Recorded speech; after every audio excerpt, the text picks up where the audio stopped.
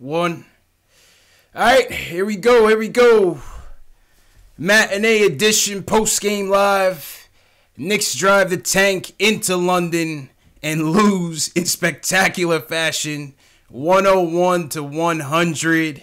We're going to break it all down. Today I'm here with a special guest, my man Jake Lenick from the Knicks podcast. Jake, how you feeling, bro?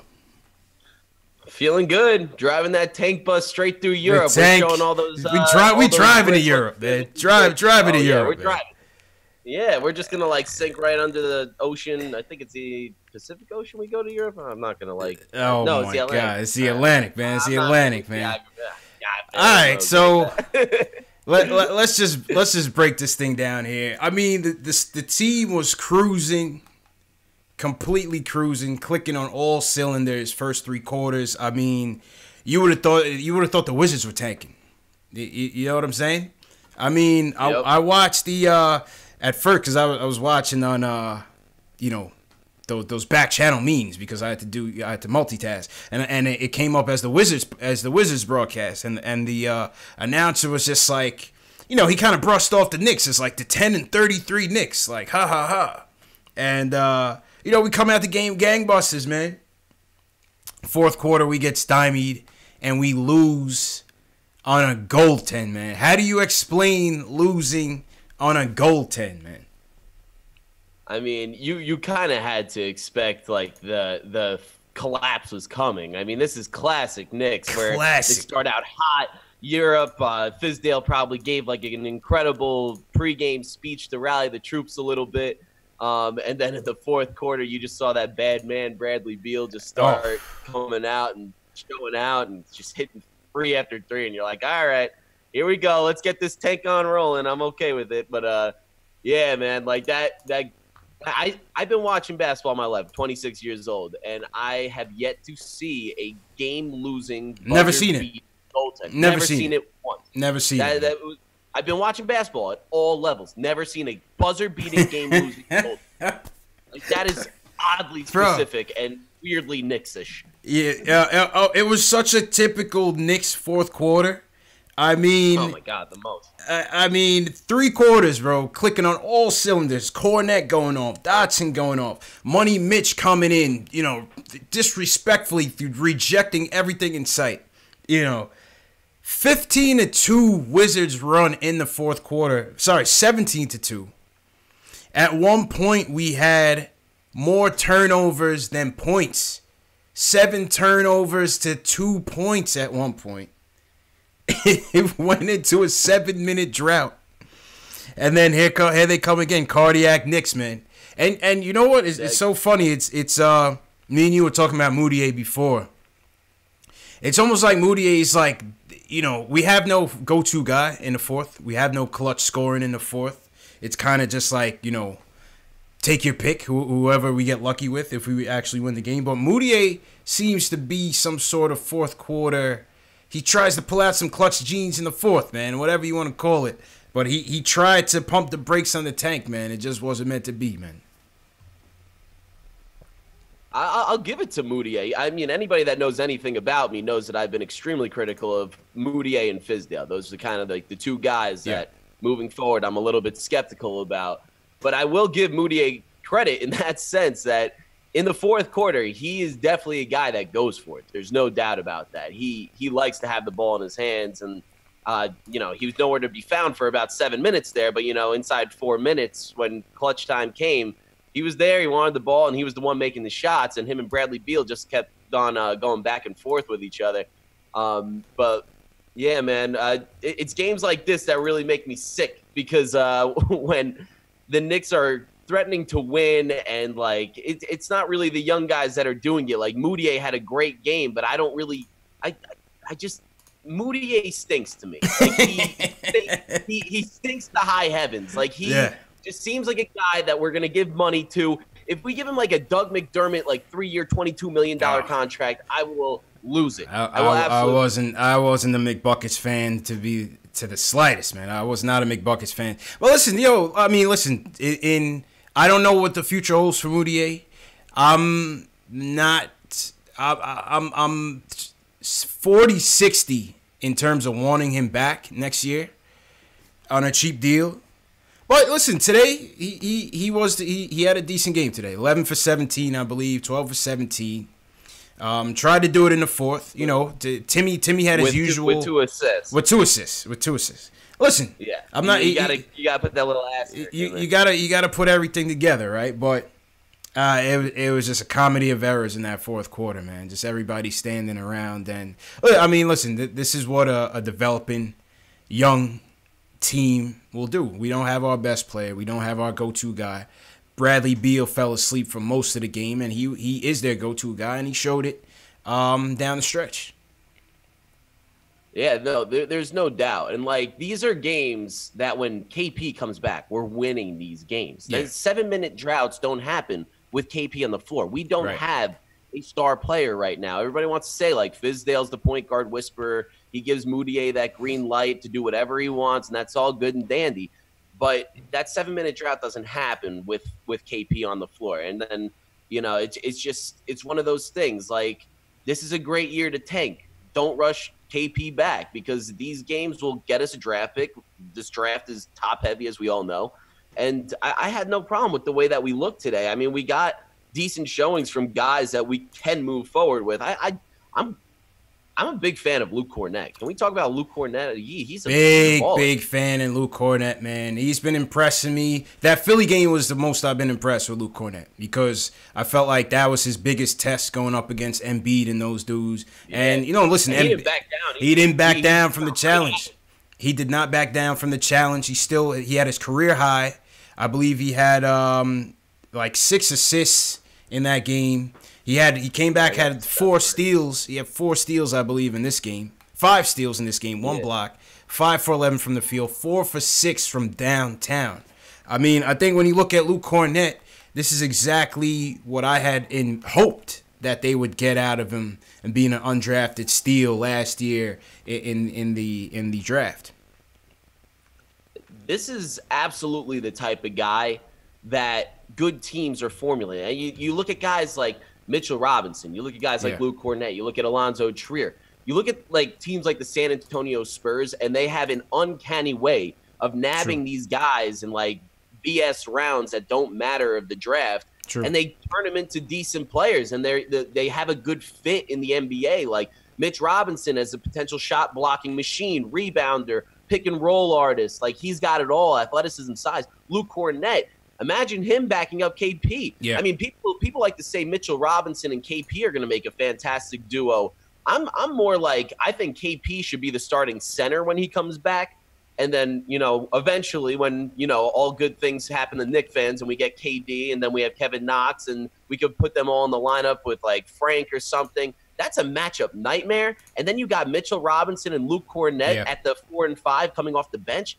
That's scary stuff, man. Like they could be some serious business in a year or two, man. I'm pretty excited about all these late draft picks, undrafted free agents that we got. They all look really nice. Yeah, give credit, man. I mean, he's fit in. He's fit in real nicely, man. I would definitely advocate Luke Kornet coming back on the cheap if we can afford it. Right now, he's making $1.5 million. He's making pretty much the same as Vonleh.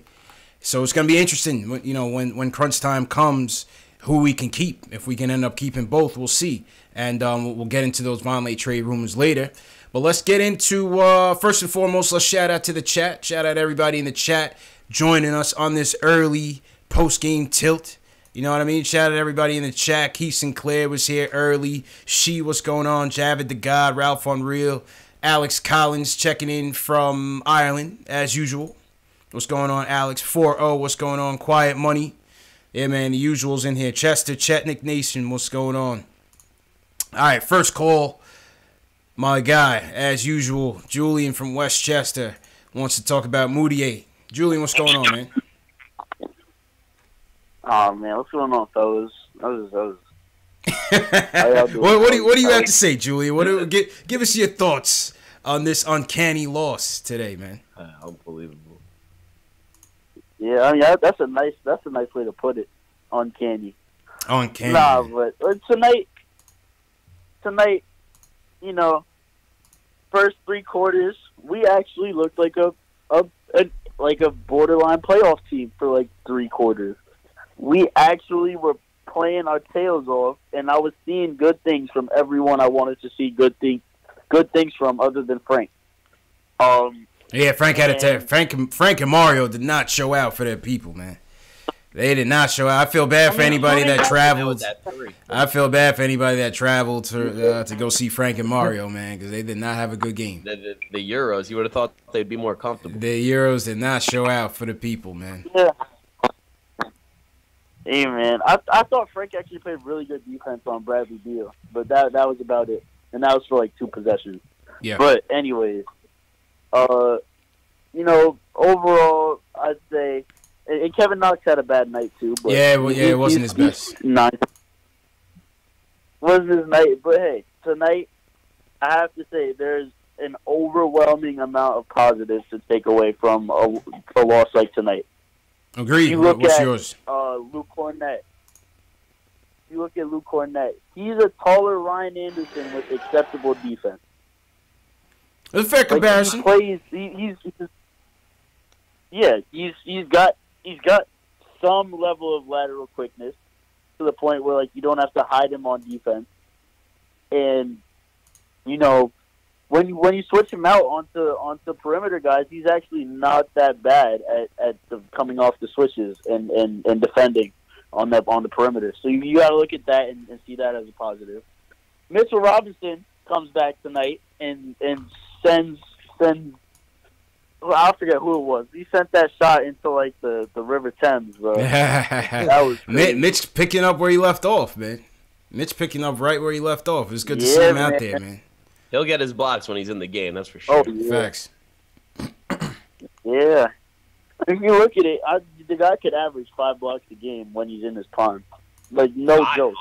He really could. That's a stretch, but I like where your head's at. He's coming from Mark Eaton's record. Wow, mark my words. But tonight, Noah Vonleh, excellent performance. But the thing I really wanted to get into was Emmanuel Mudiay and how overrated our fan base has portrayed him to be. Okay, all right, Julie, let's hear it. Let's hear it. Let me read his stats from tonight. He played a good game. 25 points, 7 boards, 2 assists, right? 11 of 18 from the field, right? Yeah. And he didn't shoot. He was perfect from the free throw line. But you know what he had? He had 5 turnovers and the lowest plus-minus on the team. You cannot have that from a starting point guard moving forward. You just can't. That's not acceptable. Unless your starting point guard is like James Harden or John Wall, that's not going to cut it. So that's what I'm saying. Mudiay, he's great for right now because he's helping us lose games, but bring it like down the line. There's no reason why we should bring him back. There's no nobody can convince me that Emmanuel Mudiay is our starting point guard of the future and can bring us a championship as the starting point guard. Nobody. Jake, I think you would agree with that, man. What do you think about that, man? See the way I view Mudiay, and I think you're spot on. I feel like a lot of Knicks fans, like God bless Knicks fans, man. They're very optimistic, and I appreciate that. And like I used to be that way. I mean, this team has turned me into such a pessimist over the past couple of years, and I shouldn't say past couple. It's been 20 years, and I want to believe Mudiay is good. I really do, but it's kind of like Fizdale and Mike D'Antoni have this way of giving the keys to a ball-dominant guard and letting them rack up the stat line. And I think that people get lost in the stats more so than looking at the effect of the game. Like, yeah, Mudiay came up clutch in the fourth quarter. He treaded water for the rest of the game. But he, as a point guard, it's cool if you get buckets. Like, Damian Lillard gets buckets. Steph Curry gets buckets, and I'm all for that. But they also have a way of getting everybody involved, in which Mudiay doesn't. And it's classic. Like, Fizdale and Mike D'Antoni have a lot of similarities in that sense, where I think the stat lines get increased. And comparing Mudiay to James Harden in this sense is such a gigantic leap and stretch, because James Harden's an incredible basketball player. Mm-hmm. But there's a reason why these guys don't win games. It's because like they don't get enough people involved on the court. There's not much of an offensive system as much as it's just like a free for all. And you look at teams like Golden State and the Spurs, and like they look like everything is so solid and everything is in sequence, and they all know what each other's doing, and like they know what's happening 3 times before the ball gets moved. Like it's like they have some psychological tract with each other. Yeah. That's not what the Knicks have necessarily, and I think that it'll come with time. But I think Fizdale needs to do a better job at implementing an offensive system as opposed to just letting them run rampant. It works because they're professional basketball players, and when they're on, you'll see it like the first 3 quarters. It'll be beautiful. Well, they simplified, and Julian, appreciate the call, Julian. They simplified the offense. You know, Fizz has always said that, both the offense and the defense. You know, he wants to keep things simple. He feels as though these guys struggle with some of the concepts, being that they're a young team, you know, inexperienced, so on and so forth. So we expect that. You know, listen, I don't disagree with you guys. I don't disagree with you guys on Moutier. He definitely has his flaws. I think also another flaw is he's inconsistent. I think sometimes you see some good things. I think being in attack mode is certainly something that we've missed from the Knick guards for a while now, and at times he gives us that. He gives Fizz what he wants, but you know, a lot of other times his distribution still, you know, leaves a lot to be desired, and he's got to limit the turnovers. One person who always has clutch turnovers is Timmy, though, man. Timmy struggled today on both ends, and you know, Timmy again with those fourth quarter turnovers, man. It hurt us. That definitely hurt us, man. Yeah, Timmy is. I want to say good things about Timmy. He's a bucket guy, but he's for his contract, it doesn't pay off. I mean, like, yeah. I was talking to you during the game, and we were talking about how good Bradley Beal is. Like, he's an incredible player. He gets overlooked. He's had his injury issues, sure, but the guy's a bad dude. He is a bucket getter, and he gets involved on every facet of the game. Gets paid a little bit more than Timmy. But at the same time, it's a fair comparison because they're in a similar price range. And people don't really look at them the same way. But if you look at them, they're like the same age. And it kind of catches me, along with a lot of people, off guard. Because Bradley Beal is a pretty elite perimeter defender on top of an elite three-point shooter, along with a good passer, along with a good rebounder. Like, he can do it all. Tim Hardaway, streaky shooter. He can shoot that 3 ball, but if he's not, he's going like 2 for 17 with 6 points, and he's going to cost the Knicks some serious games. It's going to hurt you. So, man. Yeah, and like defensively, he's nothing to write home about. And it's nothing against Tim Hardaway Jr. I happen to like him. I like his game. He's fun to watch, but like in total, you know, 4 years, $72 million. If it was $4 million, it would be awesome. Tough, man. But all right, let's go to the phones. Ari from Manhattan. He wants to talk about the good L in Fizdale's rotations. Ari, how you feeling, bro? Hey, what's up, guys? Thank you for having me on. I'm feeling absolutely fantastic. I was watching the game, fourth quarter, up by 12, take a shower, come back, down by 1. I was so happy. It was the best comeback in my life. Let's go. I'm feeling good. Getting a little beer right now. I'm feeling good. But so basically, you guys took a lot of my talking points. Tim Hardaway Jr. with the clutch turnovers. He was definitely our MVP today. 2 clutch turnovers by Timmy in the fourth. Fizdale was dropping F-bombs by the 6-minute mark. He was tight. And Fizdale said he's the ultimate cheerleader. You know that. So you know he was tight, man. He's dropping F-bombs out there. Oh, Fizdale. That gets to my next point. Fizdale, I'm an attorney. So in order to convict someone, you got to be beyond a reasonable doubt. It is clearly evident at this point that he is purposely trying to tank the season because during the last play of the game, he kept ISO Zoe and Tim Hardaway Jr. out for the defensive play. I was looking for Dotson. Jake. What do you think? What you think about that last possession? I was curious why they didn't have Dotson out there for that last play, man. Everybody knows Dotson's my guy. I mean, I used to work in Westchester, in White Plains, New York, and he used to come around my spot all the time. I posted a picture of him on our Instagram at @the_Lennox. Dotson's been my guy for a long time, ever since he was making his rounds with the Westchester Knicks. I don't know why they didn't have him on the floor. This is part of the reason that confuses me about Fizdale. And if Ari is right and he's purposefully tanking, then kudos to him, because that's a brilliant idea. But you want your three shooters out there. Like, if you're actually trying to win ball games, you want your three shooters out there. You want to stretch the floor. You want Knox. You want Dotson. You want Trier. You want all these guys. Sure, you want Cornette. Man. Take and Tim Hardaway. There's your lineup. That's 5 guys right there. That's your lineup. And I'm not an NBA coach. Maybe I should be. I'm not down to get paid $5 million a year. That'd be tight. But yes, I totally agree with Ari. You should have Dotson out there. He's a 3-and-D guy. I mean, like, that's who you need. And he had a good game. He's been struggling a little bit down the stretch, but he had a good game, man. What else, Ari? What else you got? Yeah, it wasn't. But the thing is, it wasn't even within the natural flow of the game. It was out of a timeout. Yeah. Fizdale the entire season is doing offense, defense. Like, if you have Frank, the only thing the guy is good at in basketball is defense. Like, and he's been putting him in for those, like, offense, defensive purposes, and he kept both of them out for literally our 2 probably worst perimeter defenders.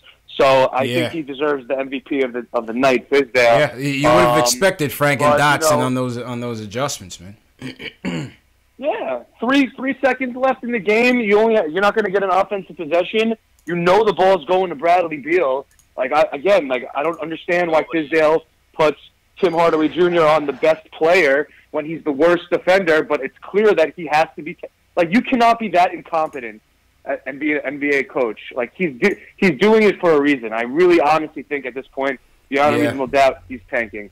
But, besides that... Go ahead, Jake. Go ahead. Hold on. Go ahead, Jake.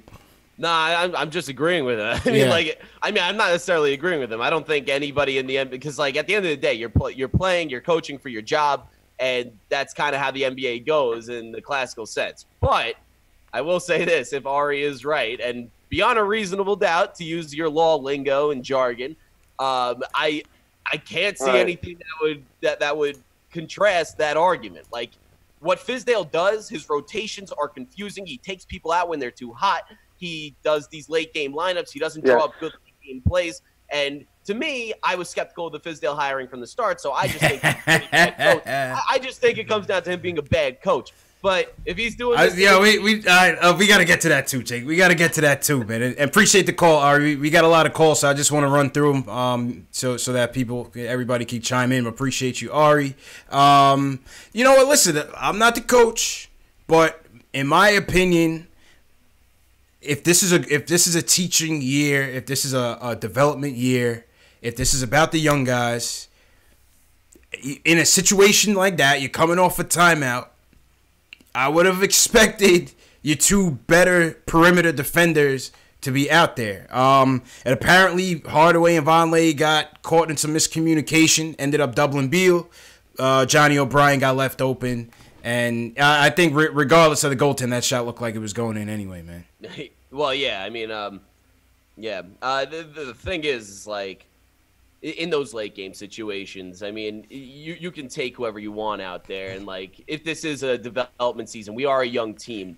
Priority A, B, and C, D, E, F, G, go through the whole alphabet. It should be developing these players. Yeah. And what the benefit is in such a horrible season is that you can still have close games like this in a pretty big environment. You know, you're in England, you're on the spotlight, you got the matinee, you got a lot of eyes on you and everything. I love saying matinee, by the way. It makes you feel like Frank Sinatra. Yeah.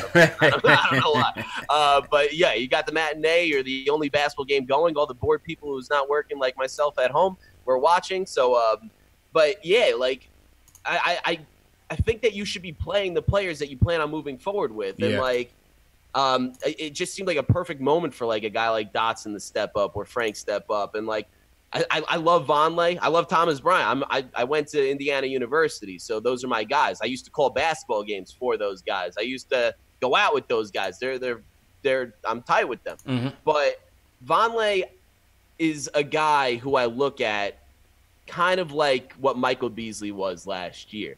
He's a guy who wanted to join a team where he hasn't really come up in his in his upbringing from the draft, and he wanted some spotlight. He wanted some playing time to show the NBA teams that he can ball and like it's his time. And he has been great. He has been showing like athleticism. He's been showing a little bit of range. He's been showing a versatile skill set. But if I'm being completely honest with myself, he's going to get paid around $8 to $10 million next year. I'm not really willing for the Knicks to do that. So in my heart of hearts, I don't think he's going to be a Knick next year. So why not put a guy like Kornet or like Dotson and put the ball in their hands, see what they could do, see what you got with them. That's true. Like, that's the questions I got. I hear that. All right, let's go to Isaiah from Connecticut. He wants to talk about Moody and the rotations. Isaiah, how you feeling, bro?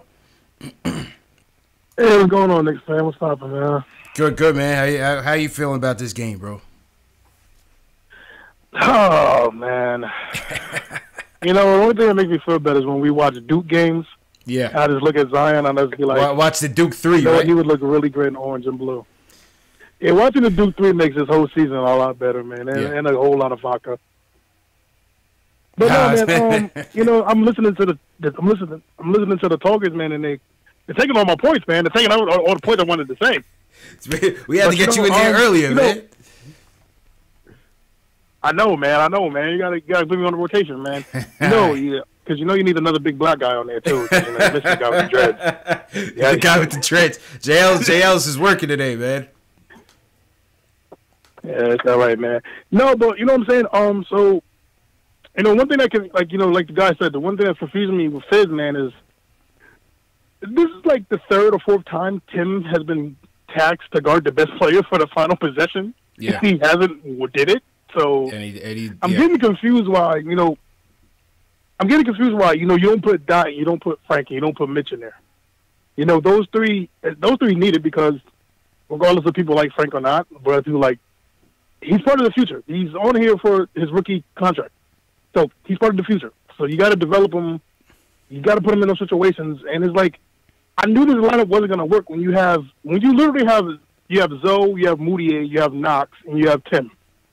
That's, I mean, yeah. I didn't get it, man. Quote unquote I didn't defensive. Get it. And I try to like Fizz, and I do. I'm trying to give him every excuse in the book, but it's like you for the last 2 years with our coaches, which has been confusing me. They talk about defense, but then leave our defensive players on the bench. Mm-hmm. I remember last year with Jeff Hornacek. I remember Jeff. Jeff would literally say we need to play better defense, but would leave Frank on the bench. When he was clearly our best defender. And rock with Jared Jack. Everybody knew it. Let's get Jared Jack and rock with Jared Jack. And God bless Jared Jack. Rotate them out, all these guys. God bless Jared Jack, so rest in peace. But, yeah, he's stupid, bro. God bless Jared Jack, so, man, rest in peace. But it's like, dude, I hate these coaches that keep talking about we're supposed to play defense, and then you have all these guys, and God bless Knox. Knox right now is just not a good defender. We know what Tim brings. We know what Zoe tries, but he's just not a good defender. I just don't understand what he's trying to do, And it's like you got to give these guys minutes because here's my thing. I'm not comfortable paying Moutier $7 million to start. No. I'm just not. I'm just not a big fan of. I'm just really not a big fan of Moutier because at the end of the day, right now I don't think he makes people around him better. He doesn't play defense, and then he plays a little selfish ball right now that he doesn't move they don't move the ball. I'd rather give those minutes to Frank and let Frank. Listen, man, this second half of the season, here's my thing: give Frank 30 minutes, let him fail, let him do whatever he wants. And just give him the opportunity, give him the minutes, give Doc the minutes, let Tim heal his foot because it's like he's just been bad. Man. He's dragging it. He's dragging it, man. I hear you. I hear you, man. It's like I don't. I mean, I get a little frustrated with it because like, Fizz, we as New York fans, we can't be the only ones seeing this. True. We can't be the only ones seeing it, and that's why I think the guy was saying it doesn't make sense because we can't tank commander, have this much common sense. He's the tank commander, bro. I'm not gonna lie. Hey, listen, man, KnicksFanTV, listen, I'm not gonna lie to you. If we get Zion, this whole season's forgiven. It's forgiven. Oh, of course. If we get one of the Duke boys, one of the Duke boys, I say it's a missing accomplice. RJ Barrett. But it's like, this. Yeah. All right, man. You know what scares me about RJ Barrett? Yeah. Go ahead, Zay. One thing that scares me about RJ. Go ahead. Yeah. One thing that scares me about RJ, he reminds me of Tim Hardaway. I saw a lot of people would say that. That's the scary part about RJ. A lot of people would say that. He reminds me of Tim Hardaway, but you know what, man? Shout out to you guys, man. I'm gonna be at the game Monday for Martin Luther King Day. Okay. You gonna be there? Nah, I got tickets to the Mavs game, man. I'm trying to see Luka, man. I gotta see what the hype is all about, man. That dude. I gotta go see that. I gotta go see that guy, man. He makes me want to be white. I'm not gonna lie to you. If I could turn into a white man. On that note, Isaiah, I gotta clip your mic, man. Appreciate the call, my dude. Isaiah always comes with jokes, man. No, appreciate it. Luka's beasting though, man. Lucas, I listen. Anybody that listens to my podcast knows that about 6 months prior to the draft, we inserted a segment called Luka Watch, where we kept Knicks fans up to date on what Luka was doing across the pond and how incredible this man is. The guy is better than great. He's a prodigious talent. He has accomplished more than anybody has ever did prior to coming into the NBA. That includes LeBron James. Not saying he's better than LeBron James. What I said about Luka Doncic leading up to the draft was that he is something like LeBron James, his guard skills as a forward with a better shot and a little bit less athleticism. But the guy is crafty, man. He's crafty. He's a beast. I mean, to see him dominate the ACB like that, as an 18-year-old, and that's highly regarded as the second best league next to the NBA. Absolutely, man. He led Slovenia to a Eurobasket title over teams like Latvia, Spain, like all these powerhouses, pretty much on his back. He won EuroLeague MVP in the regular season, led his team to a championship and won the championship and won championship MVP. So the guy is special. True. He is absolutely special. True indeed, man. All right, back to the phones. We got a lot of calls in the queue. Jake, we got Kevin, we got Dane, we got Rick. Rock Q wants to get in, Jamal wants to get in. All right, so we're gonna keep it rolling. Everybody keep it to like 1 or 2 points. I want to make sure I get everybody in here. Kevin from North Carolina up. He wants to talk about Knox and Fizdale. Kevin, what's going on, man? What's up? Can you hear me? Yeah. All right, good. Everyone pretty much touched on my point today, so I'm gonna try to make it quick. My issue really is with Fizdale is that I feel like he knows what's up. Like, because my thing is, you were an assistant coach on 2 back-to-back championships with Braun in them. Yeah. So you know what good basketball looks like. You got to look around at your team and say, my fault. Yeah, I'm just like, you got to look around and be like, this is not good basketball. I'm watching this game, and I'm like, why are you doing some of the things you're doing? And someone had made the point earlier, I heard, it's basically a free fall. There's no offense out there. It might be a screen or two, and that's it. Yeah. And the thing I have a problem with is everyone has free reign to ISO except for Knox and Frank. Because when they do something stupid, I feel like they get pulled. Like, he has no place for Knox, none. Yeah, they don't run plays for Knox. But in fairness, listen, in 3 quarters, the offense was moving well. I didn't have no problem with it. It just happens that when these teams tighten up and lock up on D, we get stagnant. Obviously, the lack of a go-to scorer. Everybody's standing around waiting to do something, and that's how you have Emmanuel Mudiay as your guy. You know what I'm saying? That's just how it works out because everybody's just standing around waiting for somebody else to do something. Yeah, that's true. I remember you talked about it on one of your other videos. Like, to be in New York and coach, you really got to be meant for it. Like, I went to my first Knicks game ever, like last week, the Indiana Pacers. I went with my dad. It was awesome. Okay, but I'm at MSG, and the Knicks fans in person, man, they're over there, they're cussing, they're yelling. Oh, yeah, like some dude, absolutely. Fizdale puts in Lance Thomas. Hell yeah. Fizdale puts in Lance Thomas, and then this dude yells out behind me, "Yes, Fizdale, let's develop Lance Thomas." That's what we're trying to do. Like, you must hear that 24/7. Like, I know he knows what's up, man. That's my biggest issue. Like, But then again, someone said earlier he might be purposely tanking, and that he might be the commander. Anyway, man. that's all I wanted to say, man. All right, Kev, appreciate the call, man. He might be the tank commander, man. He is the tank commander. I'm all for it, though. We're gonna it's a good season to have a bad coach. Of course. Of course, man. Of course. All right, yeah, we're gonna get to Rick. Shout out everybody in the chat. G. Andrezzi, Jimmy, what's going on? Ralph on Real. If you're new in the chat, give me a hashtag new so we can shout you guys out. Hit that thumbs up button for your boys. That's the best way to support the show. Hit that thumbs up. One note, CP, real quick. I've been seeing a lot of chatter in the comment section. This man really has a podcast called The Lennox Podcast. A lot of people think it's like a French-based podcast. Obviously, you hear me speak. That's not the case. I just need to explain that it's me and my brother. Our last name is Lennox, not spelled like that, and it's clever, okay? No pun intended. This is real deal official, man. I mean, I get a lot of questions on that. I just thought I needed to explain myself before people think it's like, a bunch of French people talking about the Knicks. Yo, to be honest with you, that's what I originally thought. That's what I originally thought, man. The more of a platform I can get that out there, I appreciate every second. I really thought you guys are related to the Knicks France group. You know that Knicks France group that's big on social media. I love the Knicks France group. Every time I post a Frank picture on our Instagram or Twitter, I get mad likes. I thought you guys were affiliated. Mad love from the Frenchies, man. I Factuals. All right, let's go to Rick in Charlotte. He wants to defend Moutier from the Moutier haters. Rick. Let him have it, man. Let him have it, bro. What do you have to say for yourself?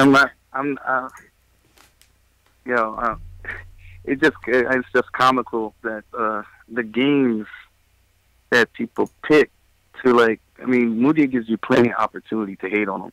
But after this game, that's the game that everyone wants to call in or talk in the chat about. Are we a good team? Did I miss something? Absolutely not. I got a question for both of y'all. Prior to the season, how many wins did you guys think that we were in contention for the #1 pick prior to the season? I'm honestly surprised we got the double digits. I thought we were gonna. What was ESPN's ranking about 29, 30? I thought we was gonna hit about 25. I think we were at like 26.5 in Vegas or something like that. Yeah, I was taking an under. There was no way. All day under. Hell yeah. But yet, I listen to these calls. I read these chats. I'm on Twitter, and dudes act like Moutier is the reason why we're in this situation. We stink, y'all boys. We're not a good team, man. And the reason what's happening is that Moutier has the one skill that a lot of the guys especially on the starting lineup, does not have. True. The ability to get his own shot. Absolutely. And so what happens is when the offense gets stagnant because we really have no system. And that's why all the point guards' assist rates are down. Frank Burke's assist rate is completely tanked compared to what it was last year, because you don't really have a system for. It's essentially give it to Moutier and Tim Hardaway once the clock gets to about 7 or 8. The difference is Moutier can get to the paint and probably get some sort of quality shot off where Tim's just going to launch up some 35-foot three. So, but. All these kids, Moutier's just the one kid that's not allowed it. Like, he's treated like a vet. Like, he's not allotted the same. He has. That's fair. That's a fair point. I will say that we do. He's 22 years old. Analyze Moutier differently than the others. Yeah. He's younger than Trier. He's younger than Cornette. He's younger than Dotson. Yeah. But in fairness, though, Rick, none of those guys have the expectations that Moutier came in having, though. In fairness, Moutier was a lottery pick. Oh no. Okay, let me kill that. Let me kill that right now. Mm-hmm. Moutier was picked 7th in the draft. That's lottery. That's lottery. Frank was picked 8th in the draft. Yeah. Yes, Frank. I'll give you Frank. But when you were mentioning, let me tell you, everybody judges Moutier off of high school mixtapes, and what they don't realize is, and in the fact that his comps coming out of high school now, he was a second-rated high school player. His comps were Wall, and Rose, those big-time point guards. Right. Those two guys went first overall in the draft. Yeah. A year from high school, when the real draft happened, and the scouts got in the scouts, and he practiced and worked out. He didn't go #1 overall in the draft. he went 7th. You know, just like a guy like Jamal Murray, just like a spot before Frank. So this whole notion, like, oh, the expectations that he's full, that's y'all fault for watching YouTube and thinking you know basketball. Not necessarily. Not necessarily. The Knicks were looking at him. The Knicks were looking at him. We're not saying y'all, not you, because you're fair. But I'm just talking about the other dudes that just got all this hate in them over this kid. You know, that's y'all fault. You know what I'm saying? Yeah. So he's a kid just like the rest of them trying to develop. You know what I'm saying? And then Frank, and we overrate Frank's defense. Did y'all see what Troy Brown did to Frank? First of all, he got when he dunked on him. Yeah, he got dunked on. He got dunked on. He got yammed on. This is our defensive section that everybody's crying about needs to be on the floor. He did, but I still want him out there in the crunch time instead of Moody. Though, in all fairness, 150 years old with a bag lead blew by. You know, Rick, I hear you, man. JC busted his ass too. I'll give you all of that. I still want him out there in crunch time over Moody and Timmy. Would you agree that at least to say that Moudier's defense is suspect? I feel like the two. No. That ain't gonna fly either. What do you mean?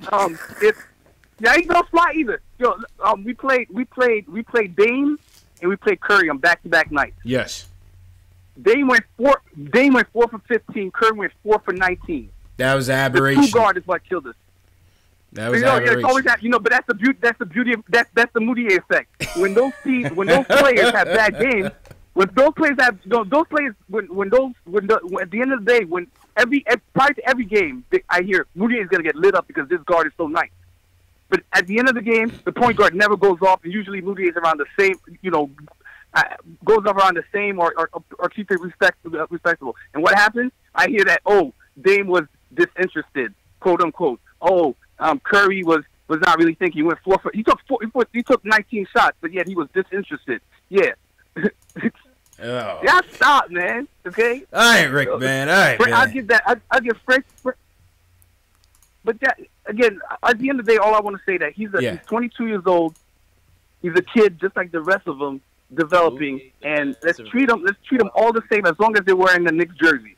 All right. Treat them all the same. Okay. Once he gets traded, we can talk differently. All right. Appreciate the call, Rick. That was Rick, the president of the Emmanuel Moutier fan club, weighing in to destroy the haters, man. He's just swimming through the mud. Right oh no, this is the Rick was on his B game tonight. You should have heard Rick. I forgot which night, man. I love the rant. I mean, I'm all about that, man. You know me. It was the New Year's Day game. The New Year's Day game, and Rick came in. He was like, "Man, I'm tight. I got work tomorrow." You dudes are hating on Moutier. Rick was tight, man. I love the rant. Honestly, he almost had me switching my opinion on Moutier. I didn't, but what I will say to counteract this whole notion that Moutier is a good two-way player, he's not, is the fact that when I watch the Knicks this year, it's a lot like scouting. It's more scouting than watching actual basketball because this team stinks. I mean, it's going nowhere. It's going to hell in a handbasket, but I compare it a lot to like when I used to watch the G League Knicks, the Westchester Knicks. I grew up right down the street. I used to go to games. Dotson, Cornette, Jimmer Fredette, all these guys. Mm-hmm. The guys getting buckets were guys like Jimmer Fredette and all that. But the guys that get moved into the NBA aren't the guys that are like the superstars. And I get that Moutier is scoring at a level in the NBA, but like if he's losing at the same time. He's not going to be getting the same looks if we get actual NBA players and add them to this roster. He's the most scorer on this team, and Fizdale is letting him do pretty much whatever he wants. But the guys that you move up that can make some noise in the NBA have skill sets that are beyond scoring. It's guys that can rebound. It's guys that block shots. Shit, it's even guys like Ron Baker that hustle their ass off. I mean, everybody knows I hated Ron Baker, but those are the guys that make their way into the NBA. I mean, you look at a guy like Cornette. He's tall. That's an NBA skill, and he can shoot threes. You'll get guys like Dotson, good size, 3-and-D player. Look at Frank, long, lanky, can play defense. He can make his way onto an NBA roster. I mean, there's guys that are like on this team that are very well adjusted to NBA rosters. Just may not necessarily come together because they may not be the star players like a guy like. I mean, every good team has a star player, more or less. I mean, like down to San Antonio, which everybody likes to say is the ultimate team, but they still got LaMarcus Aldridge and DeMar DeRozan to take off some guys on the end of the bench that come up clutch for them all the time. Like, it happens like that. So I'm looking for guys that can make their way and like contribute in a major way to a team that is more adjusted to like an NBA roster. I just don't think Moutier is that guy because he's not a good distributor. He's not a good defender as much as your boy liked to say he was. I'm sorry. I've watched too much of him to say he's a good defender. He was a guy that was extremely poorly scouted because he went abroad as opposed to going to the NCAA. So he was right in the fact that we were scouting high school tapes. Yeah, and that's true. That's true. And the China tapes, the China tapes, which made him look even better. China's tough. Yeah, like China is like a tough place to scout from historically. Yeah. But he was he was getting comparisons to John Wall. I mean, it's clear to see that this guy's not John Wall. He doesn't have an eighth of the athleticism that John Wall does. He's not the distributor that John Wall is. He doesn't rack up steals like John Wall does. I mean, like in his best, he's not even a poor man's John Wall. That's an insane John Wall. All right, let's get back to the phone. Dave from Brooklyn wants to talk about getting rid of Timmy. Dame, what's going on, man? What's your gripe with Timmy, man? Yeah. How you feeling, bro? What's going on? What up? I'm good. First time caller. Quick. Your man was talking about Luka Doncic and said that he's as skilled as LeBron, but slightly less athletic. Slightly. Yeah. Jake, that's going to you, man. Yeah. No. Okay. That may be a little bit of an overstatement, but I'm saying that people thought that Luka's athleticism was going to affect him at the NBA level, which it clearly has not. My point is that he makes up for his athleticism with crafty play, as opposed to LeBron, who just step back is mean. The step back, but like also if you watch him, he's so crafty with the ball. He's always showing the ball here, putting it there, and these little hesitations, and the shot is always in place, so he always catches his defender off guard, which makes up for the athletic difference that LeBron does, because LeBron doesn't have that jump shot, but he's always been able to get to the rim whenever he wants, and he's ambidextrous, so he can finish at the rim whenever he wants. But Luka, going forward, he'll never be as athletic as LeBron is. That's a fact. But he'll be able to get to the rim. He'll be able to do things that LeBron was never able to do. And I'm excited to watch his career progress going forward. What you got, Dame? I agree with you wholeheartedly. Just a slightly less athletic. Are we drinking the same thing right now? Yeah, no. I mean, nowhere near LeBron, but I get Jake's point. He's a very crafty player, man. You're good. I just wanted to point that out real quick. Okay. What else you got on your Timmy topic? In terms of Tim Hardaway, I appreciated him so much tonight. I got off of work. I was stressed out, so we were up by like 15, 17 or something like that. And my man came through. He's number 3 candidate for the Tank MVP. You know what I'm saying? I appreciate him. MVP, coming through Tim Hardaway Jr. The Tank MVP. Oh, absolutely. Tank MVP. You got to appreciate it. The first time but on a more serious note, though, touching on Dave Fizdale, I know, he hasn't been the best for rotations. Everything, he might be giving us some trouble, but keep it a buck, right? If you knew you got a job where you knew your first year was a write-off, nobody's going to judge you for it.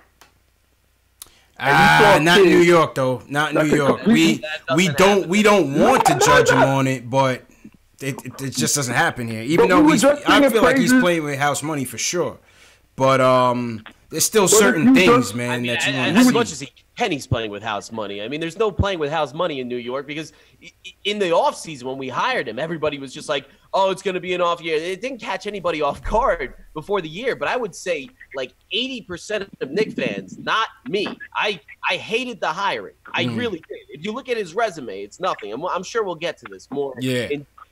But I did not like the hiring, but I would say 80% of Knicks fans were all pro Fizdale. He's young. He's a player. I still am. I'm still pro Fizdale. That's fair. I'm not going to knock you for being a Fizdale guy. But the fact is like now, and everybody thought this was going to be a bad year, but I would say like his approval rating is down to like 30, 35%. That's because we can't take the loser, man. Dave, go ahead, bro. Go ahead. Can I get my point off real quick? I'm going to shoot my man some bail because people thought him on the bus. Yeah. Listen, you had a year off. You know what talent you had coming in. So everybody say, oh, he's bad, this, that, and the third. The team is bad. So you know what talent he's juggling right now, right? Yes. But if you know you got a kid that could change your career coming in, wouldn't you work towards that kid? Wouldn't you start making sure you know what the commodities you had now, what I'm gonna keep, what I'm not gonna keep? I'm sure you know the temperature on KD already. Yes, but at the same time, you also want to be confident that when they do put that proper team together, that he's gonna put them in the best positions to win. You know what I'm saying? Or even try to. Even with the lack of talent that we have, sometimes his decision making is head scratching. You know, I'm not gonna lie. Sometimes his decision making is head scratching in terms of his adjustments in game. Yeah, I'm giving him house money. It's a tank year. I'm with the tank. Get to the bottom. You know what I'm saying? He's not going to get fired this year. There's no way that happens. But what I look for in Fizdale, the stuff that he can do to impress me, is a late possession, drawing up a play, playing the young guys, putting the young guys in situations that they can help themselves with, help their careers with. And that's something that he doesn't do that well. It's something that I've been underwhelmed with as a whole. And that's my main knock on Fizdale. Listen, when he was hired as a coach, I didn't agree with the hiring, but I'm not one of these guys that's going to blindly hate the guy. I'm rooting for the guy. He's the Knicks head coach. I hope he leads us to 5 championships. I hope he's the next Phil Jackson. But what I'm seeing out of him is a mediocre to pretty bad head coach in total. What you got, Dane? Last point, Dane. I guess the last point I would get is if he had put in Frank, Mitch, Doctor tonight and won the game, would that have been the best win for their career moving forward? Would that have been the best win of his career?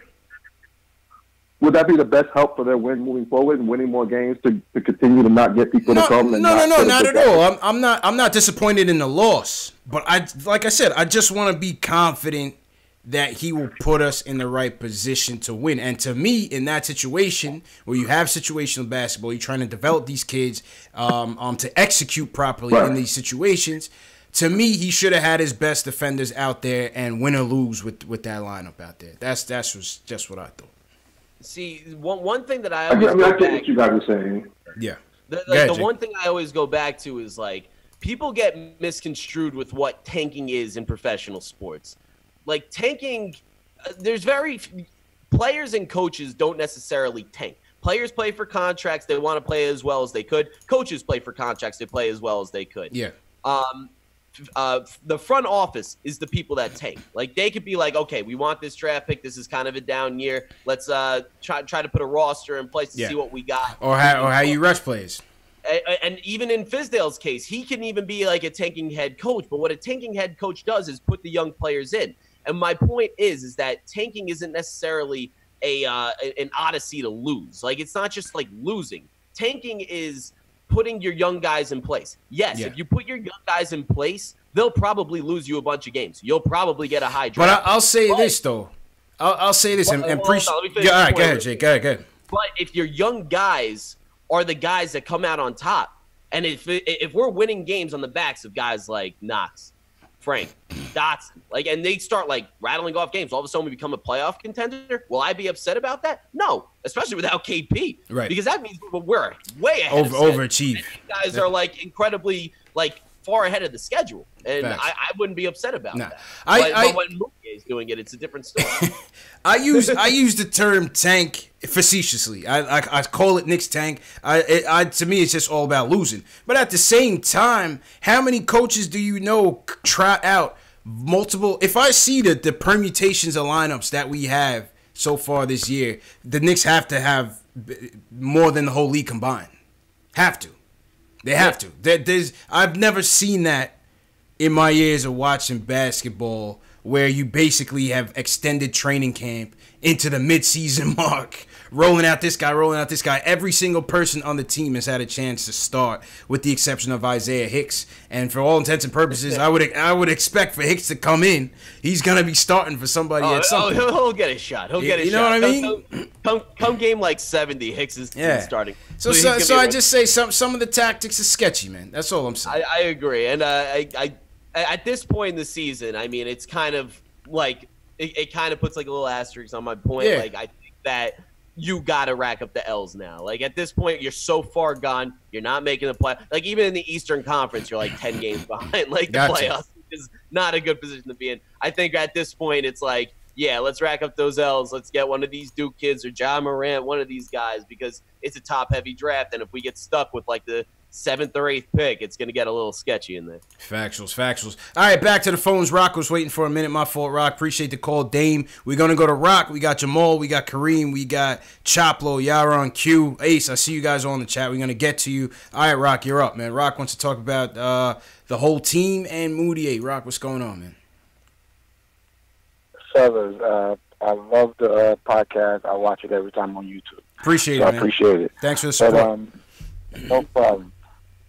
The point about Moutier, I think that if we look at him, the transition from where he is from last year to where he is now, when they first traded for him, everybody was upset because they're like, okay, this guy is garbage. Why are they trading for Moutier? And I think that everybody saw his talent, but it wasn't coming out. They saw the potential. Now you have this guy who's actually gotten this guy to produce buckets. I totally agree. He's not a two-way player. And neither is Tim.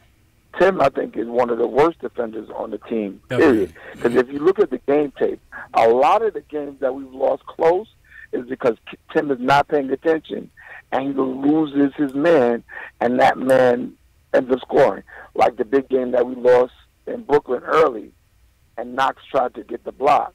That's because Tim he was on the island by himself and didn't know where his man was, and Knox tried to save him late to block it.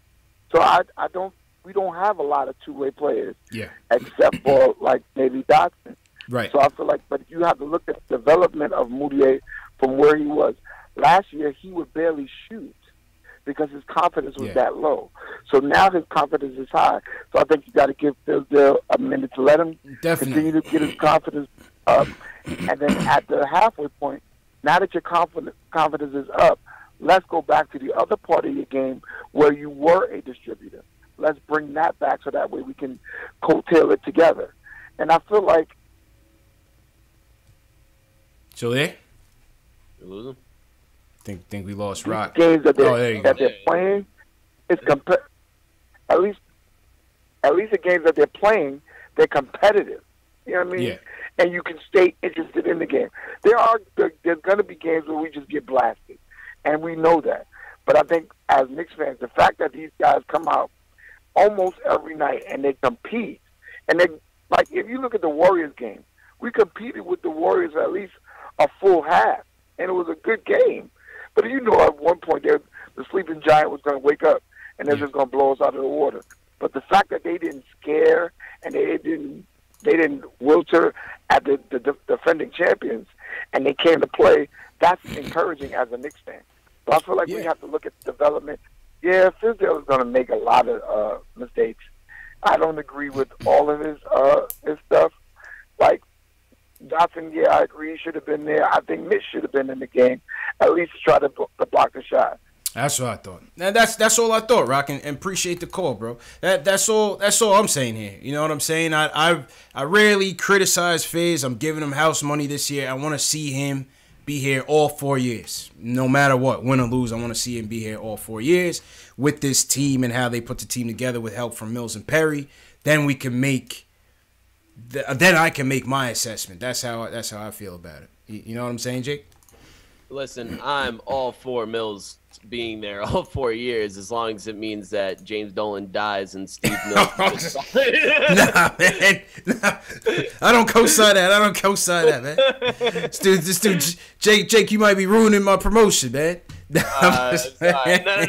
No, Fizdale, like, again, I would love to see Fizdale stay all 4 years because that means that he's winning. He's not going to stay there if he can't go on some upward ladder. You know, you start here, like the bottom of the bottom, and, like, that's fine and dandy. But if there's no progress being made, then, yeah, there's going to be some people. I mean, like, if you look at the last, 10, 15 years of the Knicks, like, we've had, like, 11 or 12 coaches or something. Like, coaches have not lasted. It's coaching carousel, man. It's been about 13 in the last like 11 years or some craziness like that. So it's not a good thing. And like, listen, I mean, it's just more of the same all the time because of the two people on top that has been there since 2000, who has started the trend of terrible basketball for the New York Knicks, and that's James Dolan and Steve Mills. They've been there from the start. I mean, like, James Dolan owns the team. There's not much you can do. But Steve Mills, he's the cockroach. He just can't die. He makes every poor decision right along. He's James Dolan's inside man.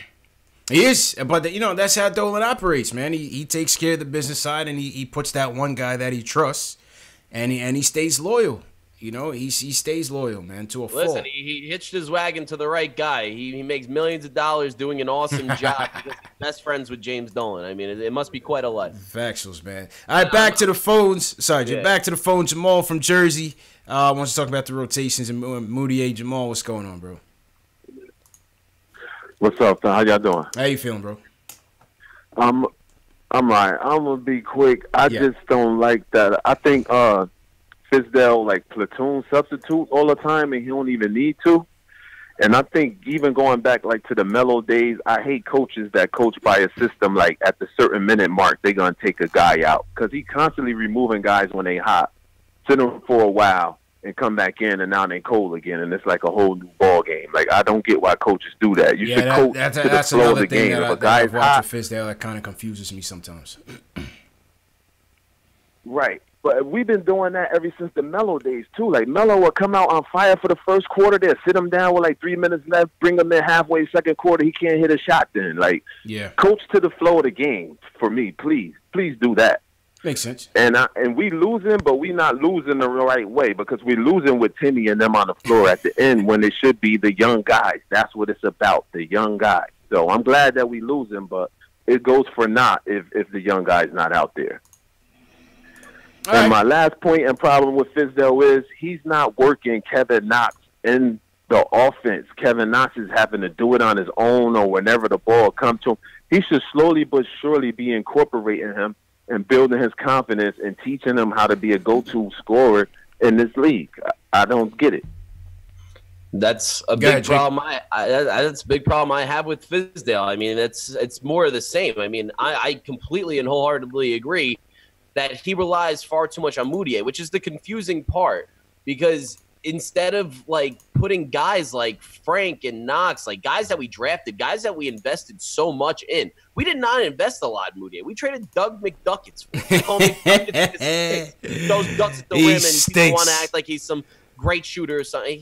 I was not a McBuckets fan, man. He stunk. We had plenty of conversations on that one. He stunk here, but anyway. He was bad. But, like, we didn't invest a lot in Moutier, and if he's the one that doesn't turn out great, so be it. It's not going to hurt us that much in the grand scheme of things. We drafted Knox and Frank. We wasted 2 lottery picks. I say wasted, like, in quotation marks. Right, used them.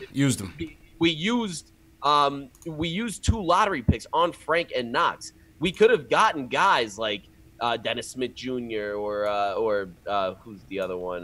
Malik Monk, and there was a whole Donovan Mitchell for all you Monday morning quarterbacks that like to say that you liked Donovan Mitchell at 9 or 7 going into the draft. But I'm saying, like, we invested a lot in these guys, and Fizdale should focus more of his energy in developing Frank and Knox as opposed to putting all of his time and effort into Moutier, who is so not like a but in fairness though, Moutier had a stretch where he was the best point guard on the team. In all fairness, Frank wasn't keeping what he killed. Trigger for a certain stint took a couple steps back. And we've seen, we've seen with Trey, man. I like Trey. I'm a big fan of Trey, but I feel like he's best suited as instant offense off the bench. I always felt that way. Yeah. I always will. So to me, Moutier, even with his faults, I still don't blame them for prioritizing trying to develop it into something because you still have to make a decision at the end of the season on whether you're going to bring him back or not. So, yes, I was with the Frank thing, and I said, he is our lottery pick. He has to be developed. But also I see that, you have to decide, is Moutier, taking the reins from him to the point where you have to consider maybe bringing him back. That's just me. I'm not saying that they should. I'm just saying I understand why they are doing that. No, I get what you're saying. I do.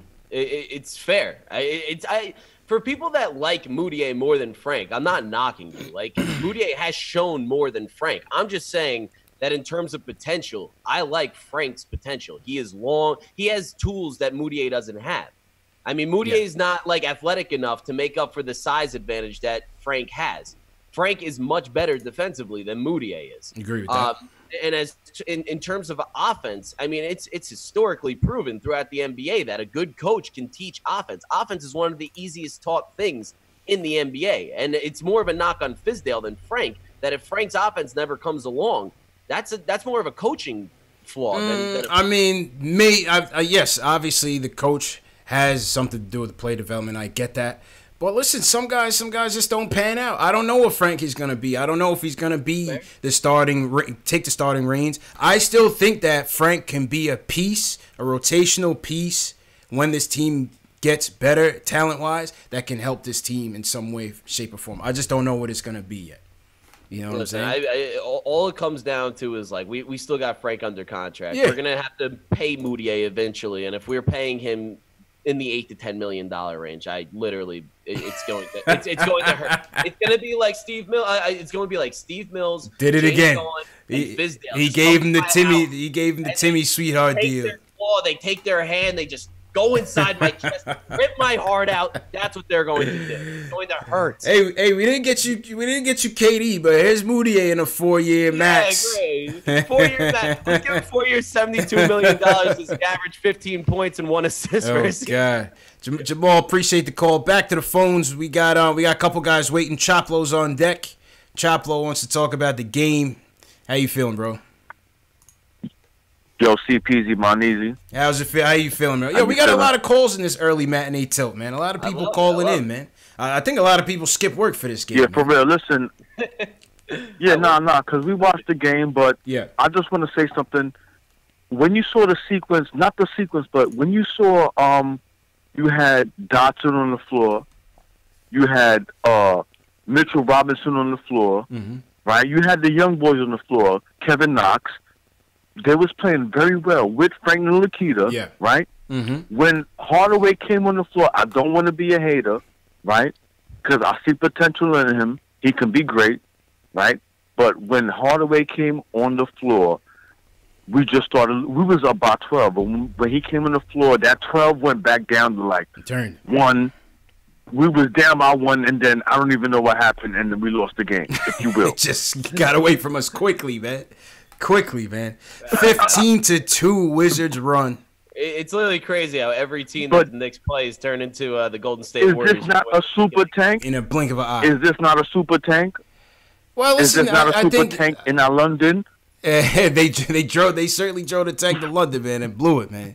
But the British fans got a strong taste of what Knicks fan life is. Absolutely. In like a little dose, they got a strong taste. Absolutely, man. And Choplo, appreciate the call. I just want to make sure we get to everybody. All right, let's get to Kareem. We're going to go to Kareem, and then get to player ratings real quick, and then finish off the calls. All right, Kareem, he wants to talk about the game, and he wants to weigh in on the Moutier tank. Kareem, just turn. Yo, what's up, man? What's going on, fellas? Yo, you got your connection sound kind of far away, man. Where you at, bro? Shit, I'm at work, bro. Can you hear me? Yeah, man, it sound kind of noisy in there, man. Tell them turn down the music or something, man. Yeah, man. Yeah, man, I'm over everybody's machines and all that, man. I had to get my point across, man. Yo, tell them turn the machines off. We trying to talk Knicks, man. Prioritize, man. Yeah, man. Yeah, I wish it was that simple, man. But can y'all hear me? Yeah. Go ahead, real quick. Yep, go ahead. All right. First off, man, I gotta say shout out to the chat. I love what you're doing. I'm a first time caller, long time listener. Appreciate it. Now we got that out the way. I gotta. Oh man, Jake, don't tell me we lost him. I don't know. We lost him. I was pretty excited for that. We lost him, man. He was off to a real hot start. Kareem was ready to go. He shut off the machine. He was ready to go. It got real quiet. Kareem, my fault, man. Call back. We'll get you in. All right, let's get to these player ratings real quick. You got the box score open, Jake? I do now. Let's get to it, man. Shout out everybody in the chat. watching along with us, supporting the show. Subscribe to the channel, man. Subscribe to the channel if you haven't already. This is the home of the diehard Knicks fan, where we talk about news, rumors, everything, man. Post-game live streams. We got the best chat on YouTube. #1 Knicks fan post-game show on YouTube. Yo, Shells in the chat just goes, "Homie got fired." Yo, shout out my guy Shells, man. Shells was like the #1. He was like the first fan of the show, man. Shout out Shells. I thought that was me, but whatever. Well, I was on your show first. To be completely that's actually fair. True. I was on your podcast somebody first. Said I gave you your start. Props to me for being the birther of this channel. No. Factuals, man. You launched KnicksFanTV, man. Appreciate it, bro. All right, so here's the custom of the player ratings, Jake. This is your first player rating. Is it just for this game only? Just for this game. All right, cool. So start with we start with our 3 stars of the night. Give me your third, your second, and your first ranked player of tonight. Who you thought played the best? Your top 3. All right, third, I got a 2-way tie, and it's it's gonna seem like I'm doing this off of points, but it's not. I got Dotson and Trier tied for the third start. Dotson for the way he played. I continue to be impressed with Dotson. He just shows some I love great Dotson. things and stuff that you can use moving forward, and he showed more of that tonight. The reason why I got Trier tied with him is because of that buzzer-beating goaltend that lost us the game. That might as well have been the championship right there. That was unbelievable. So plus one for the tank. That was like Michael Jordan level clutch tank. Oh my god, man. All right. At number 2, I'm gonna put Moutier. Okay. And takes a lot for me. I'm not a huge Moutier fan, but for this game only, if we're talking about guys that put us in a position to win, it was absolutely Moutier. He had one of those games where he was efficient shooting the ball, didn't rack up the assists so much, which is why I put him at 2. Yeah. But in the last 4 minutes, like I said in the beginning of the show, he wanted the ball. He had that killer instinct. He was the guy, and he was the guy that we went to, and he came through for a majority of the time. And at number 1, I'm going to put Luke Cornett. I continue to be impressed. I like the way his game is shaped. I like the way he kept this whole game. It seemed like he had his paws all over all the good things that we were doing. And, yeah, man, I love Luke. I think that he could be a very solid player for us moving forward. Yeah, I gotta agree with you, man. Good first start to your player ratings, man. I think I'm gonna go number 3. I'm gonna go honorable mention to ISO for bouncing back. ISO's been in a bit of a slump lately. Yeah, so I'm gonna go 3 for ISO. Sorry, I'm gonna go honorable mention for ISO, and I'm gonna go honorable mention for Noah Vonleh. Noah Vonleh, 13 points, 10 boards, 6 of 11 from the field, plus 6 on the night. He's a beast. I think he's one of our best 2-way players along with Dotson, and I'm going to give my number 3 to Dotson. I thought Dotson has been struggling as of late. Came back, had a good game tonight, 5 of 8 from the field, 3 rebounds, 2 dimes, plus 7 on the night. Like I said, I would have liked to see him closing out there, but it is what it is. I'll give Dotson my number 3. I'll give Moutier the 2, 25 points, 7 boards, 11 for 18 from the field. Moutier's field goal percentage is one of those positives for him all year. Oh, absolutely. All year.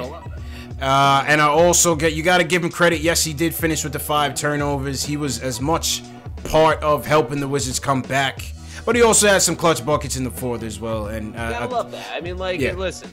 For what it is, I mean, you gotta love the fact that Moutier wants the ball in the fourth. I don't want him on the team next year. Doesn't mean I can't enjoy him while we got him. Facts. Number 1, I agree with you. Luke Cornett, ISO Luke, as I used to call him. 4 for 6 from 3, 16 points, 5 steals. The other game against Philly, he had over 5 assists. This time, 5 steals. Good job by Luke Cornett, man. He's getting more and more comfortable in the offense. He's getting more and more comfortable with the flow of the game compared to his rookie year. And I like him, man. I really hope they bring him back if they can get him on the cheap. And, I think they should be able to at this point. But I like what Luke Cornett is bringing to us. I like his prospects as a backup big on this team next to Money Mitch. I really like the comparison that the caller earlier made, comparing him to a not useless defensive version of Ryan Anderson. I can definitely see that a little bit. I mean, he'll get his boards, but like he's more athletic than people want to give him credit for. He has some lateral quickness. He can move. He can protect the rim. 5 steals tonight for a big man. That's tough, man. That's 5 real steals. Tough. And like him and Mitch together on the same floor is like coming off the bench too, with a little development in there.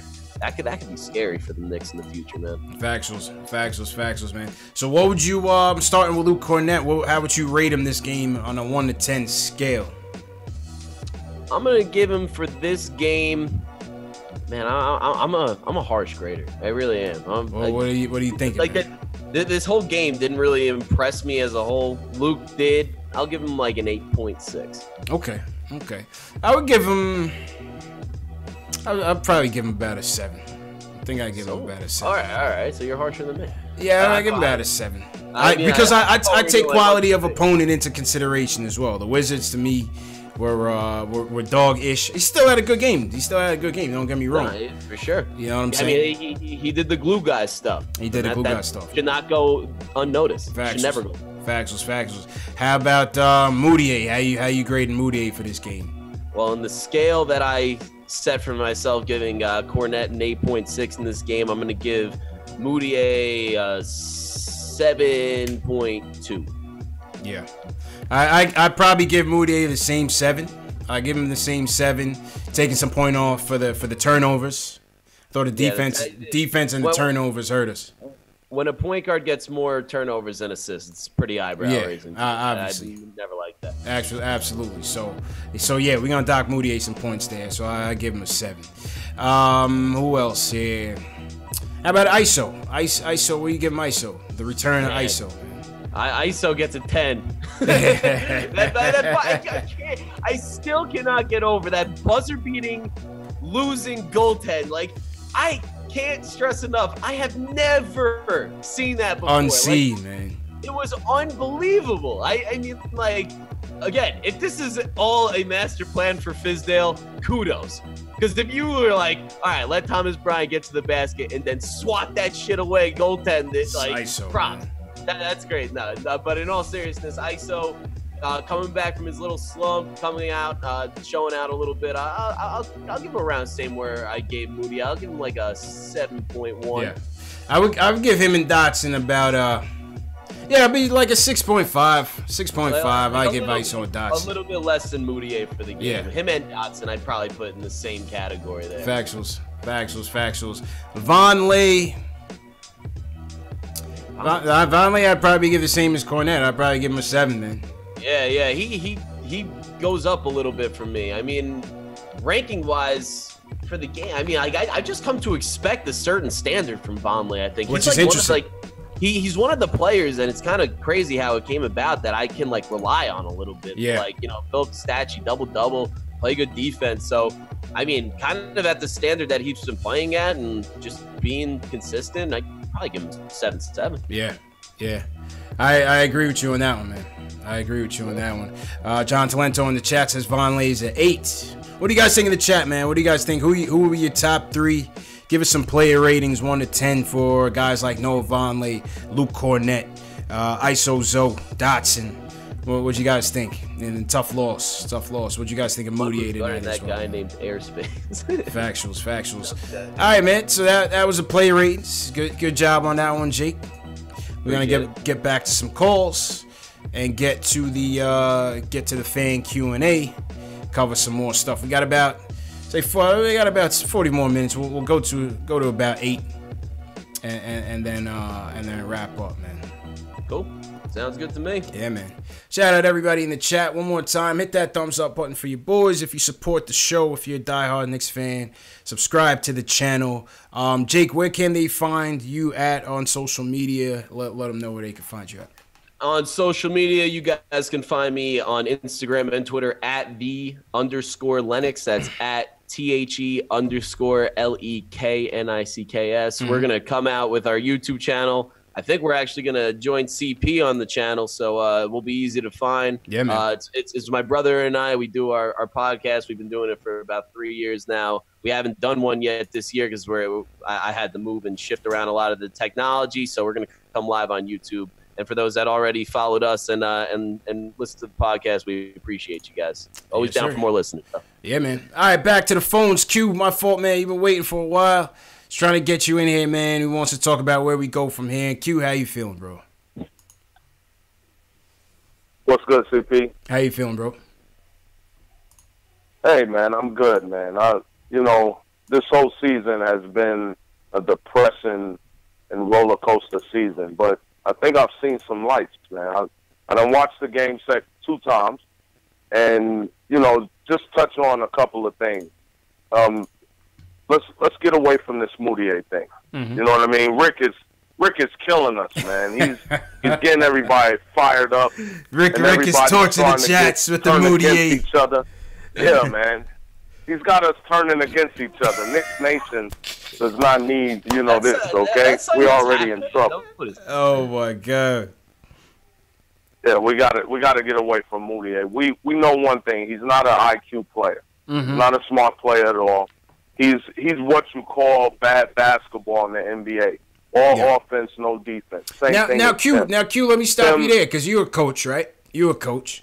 And we had got into the Fizdale topic. What's your take on some of these decisions? How did you like the last sequence of plays there in terms of how Fizdale called it? Well, first of all, it was a good point saying letting everybody know what a true tank is. As a coach, you don't play to lose. Right. You never play to lose. Mm-hmm. You should have defensive players in the game. You should have high IQ players in the game. Unfortunately, Moutier gets you some buckets, but he has a bad IQ, man. You don't want turnovers at the end of the game. If you're trying to win the game, we're talking about winning. You don't want turnovers. You don't want bad defense. You want stops. And at the end of the day, if we go with these young guys and let them make mistakes, I'll go with it. I'm cool with it. Yeah. We know right now that what Tim Hardaway brings. We know what Moutier brings. To a certain extent, we kind of know what Trier brings. These guys are one-on-one type of players. They're not two-way players. They're one-trick ponies is what I call them. I have players that they only could do one thing and score. But I'm losing as a coach because they can't play defense at all. And I watched the game twice.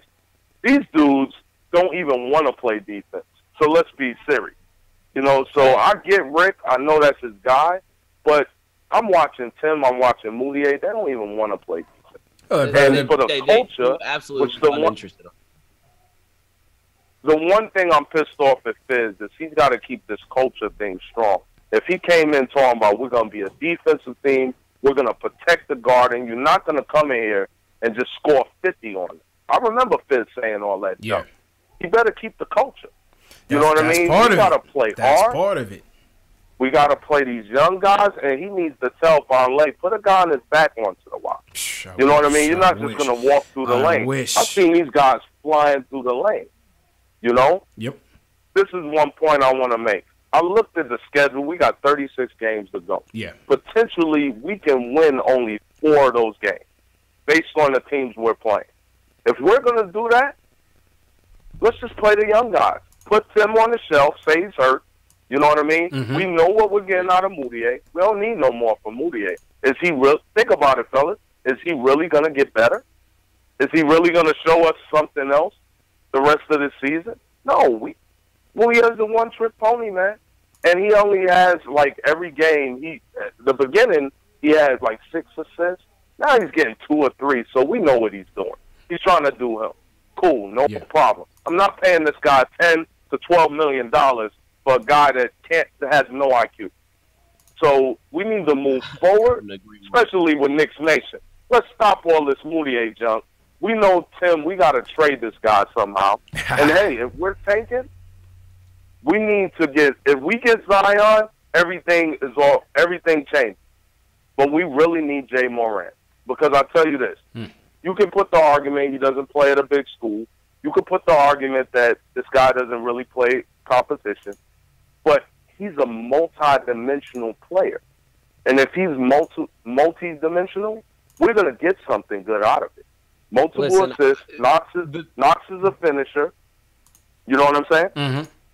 Go ahead, Jake. Go ahead, Jake. The one thing I want to counteract on that, I love Ja Morant. Let's make that very, very clear. As Steve Naismith. Let me be very, very clear.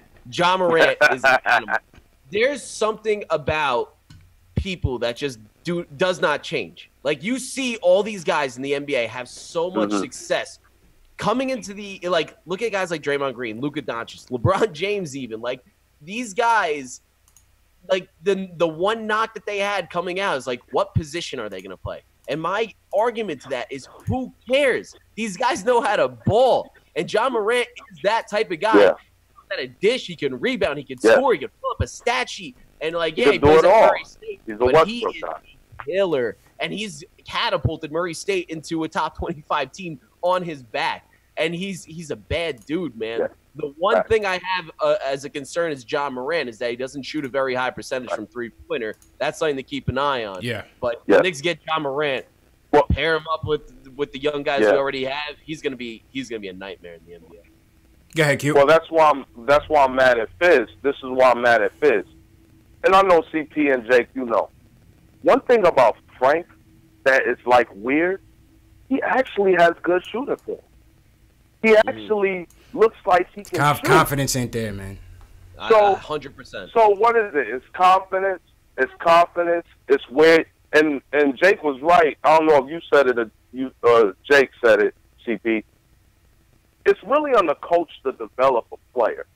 That's a fact. And if we took Frank at number 7, why the? I mean, not 9 or 7. I don't know, but top 10. But why the hell are we not playing Frank at all 3 positions? I get it. Frank may not be the point guard of the future, but put him everywhere and develop him. Can I run my conspiracy theory by you? I'm going to run my conspiracy theory by you real quick. Let me see what you think about this. And it's something that I actually do believe in and whatever.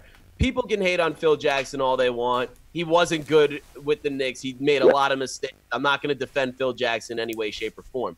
But ever since the quote-unquote new regime has come up in here, it seems to me that the upper management, along with the coaching, is trying to make the players that Phil Jackson gathered and kind of put them in the trash can and be like, okay, he was a Phil Jackson guy, so he stunk. As opposed to being like, listen, Phil Jackson drafted this guy high, yes, but he's still an asset that we can work with. I feel like the Knicks front office is more obsessed with turning Phil Jackson into this hated creature more so than making the pieces that he got us work. And that's something that bothers me. Well, they're freezing Frank. They're freezing him out. So if he leaves, they'll just say, if they trade him or whatever, they're going to say, oh, he's a Phil Jackson guy. But how dare they do that to KP? They're not going to do it to KP. No, but why do it to Frank when you can possibly have a shooting guard that plays D, and you could put at the point, and can play the 3, multi-dimensional? What is Golden State doing? They're doing the multi-dimensional, multiple player positions. And Fizz said that. That's why it's killing me, because Fizz should be developing Frank. Yeah, I mean, the Frank dynamic, the Frank thing is just it's always gonna be a mystery, man. It's weird. It's weird. I don't know what's gonna happen. You know, it's mystery meat, man. Yeah, I don't know what's gonna happen. It's mystery meat. I can't call it, man. Appreciate the call though, Q. Appreciate the support, man. Always, bro. No doubt, fellas. Yeah, man. I like what he had to say. There's a lot of good things that he had to say. And the one main takeaway I would take from that phone call is the tweener mindset. Like, people get so stuck on positions in the NBA, and the more you see these teams develop, like the successful teams in the NBA, the more you see positionless basketball. And I always turn back to Brad Stevens, and I think he's the most brilliant coach in the NBA, bar none. I'll take him over Pop. I'll take him over Steve Kerr. I don't care. Oh, you gotta take him over Pop? You gotta take him over Pop? Look what he did last year. Nah, man. He led a team of 20-years-olds to the Eastern Conference Championship without Kyrie Irving. It's the East. You could say it's the East, but he does more with less. Like but I can't put him over Pop, man, because Pop is a G, man. Pop is a god, man. Pop is a god. That's fair. Pop has the resume, but I'm just saying that Brad Stevens, in terms of the new age NBA, I think he has more of an idea of how to create a successful team than anybody. That's why they wanted him. I agree with that. And that's, Boston Celtics playing chess while everybody else plays checkers. They're not afraid to go there, and that's something that they do. But he stresses the idea of positionless basketball, that it's not point guard, shooting guard, small forward, power forward, center anymore. It's guard, wing, big. Like, these guys, if they have a multifunctional game, like if these guys are 6'9" and can pass the ball like Ben Simmons, he's not playing power forward. He's playing point guard. And you're going to pair him up with another guy who could shoot the ball, who complements his game. And then, you know what? If your whole lineup is above 6'9", but you have guys that can play the positions of the court, a distributor, a shooter, a rim protector, it doesn't matter. It doesn't matter at all. Yeah. And it's so funny. Things have not really changed that much since the old days, man. I just think the game is about trends, but the trends aren't new. Positionless basketball, back in the day, Frazier and Monroe, it wasn't a point guard, shooting guard. They both brought the ball up. Yeah, exactly. You know what I'm saying? People get so caught up in roles. And, yes, roles are important in terms role players. People have to know where they fit on a team. Right. But just because they're 7 feet doesn't mean that they have to stay under the basket. Just because KP is 7'3" doesn't mean he has to be on the post all the time. I think KP's best served on the perimeter. Yeah, but KP's not a post player. You have to be able to supplement his deficiencies there with somebody else. That's why you have a guy like a Mitch. That's a fact. And Mitch Robinson also, just because he's 7 feet, he's not really an offensive guy. But if you kind of, use him on the picks and stuff, get more fast break opportunities. Get the lobs, and all this stuff. You have to structure, and this is a big knock I have on a lot of coaches in the NBA. They prioritize a system over the players, and I hate Pat Riley. I will forever die on this hill saying I hate Pat Riley. But Riles always was able to adjust to his talent. That's a fact. He was better than anybody at prioritizing the player over his system. He went from Showtime Lakers Knicks. to the 90s gritty Knicks and then back to Miami with the two-man game with Tim Hardaway and Alonzo Mourning. Yeah, it's true, man. Riles was able to adjust to the talent instead of force feeding system, and that's why that triangle thing with Phil. Not to rip open a scab or a scar. That was a big problem with Phil. That was the dumbest thing I ever seen, man. It was so he cared more about trying to revive the triangle. I mean, the triangle could come back in 30 years because the game is cyclical in that. I mean, the triangle's been around since the beginning of the game. And it was at its peak in the 90s. Now it's on a downturn. Who knows? In 2050, there may be a type of player that, makes the triangle relevant again. But right now, with the players the Knicks have, no, it's not important for the triangle to be implemented. That was the biggest knock I had on Phil Jackson. It was crazy, man. All right, man. Ace, man. You were waiting for a while, man, but we finally got to you. Ace from Queens wants to weigh in on all this. What's going on, man? Yeah, man, I ain't gonna lie, man. Q kind of took my fire, man. I want to keep beating on the dead horse. So I'm gonna just keep what I was gonna say quick, man. Okay.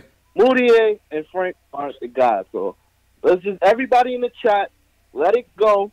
Stop trying to pick them two and try to put. I haven't been able to keep up with the chat. What's going on in the chat, man? Is it Team Moutier versus Team Frank in there? What's up? It's literally Moutier versus Frank right now. It's Team Moutier versus Team Frank in the chat. It's like every chat I'm in, it's like that, and I just had enough today. Like, yo, man, if we would have had this guy, we would have had that guy, we would have been better. But the Knicks are trash, man.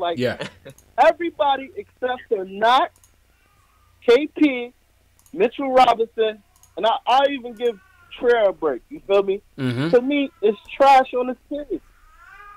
It's trash. So everybody got to stop blaming Fizz. It's not Fizz. Fizz is trying to do what he can with the team. He's trying to do his best pretty much. And at the end of the day, we kind of tanking. So it's why is everybody getting so mad when we lose? Yo, it is what it is. And we got And we got robbed tonight. Trier did not go to that ball, man.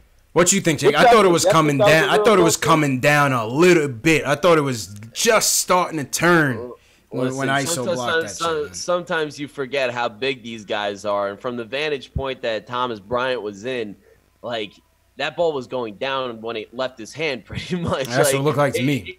It went up for like a split second, but then it was coming down. I thought it was definitely close. I mean, you could definitely make the argument, but. Listen, can you see that in fast motion though?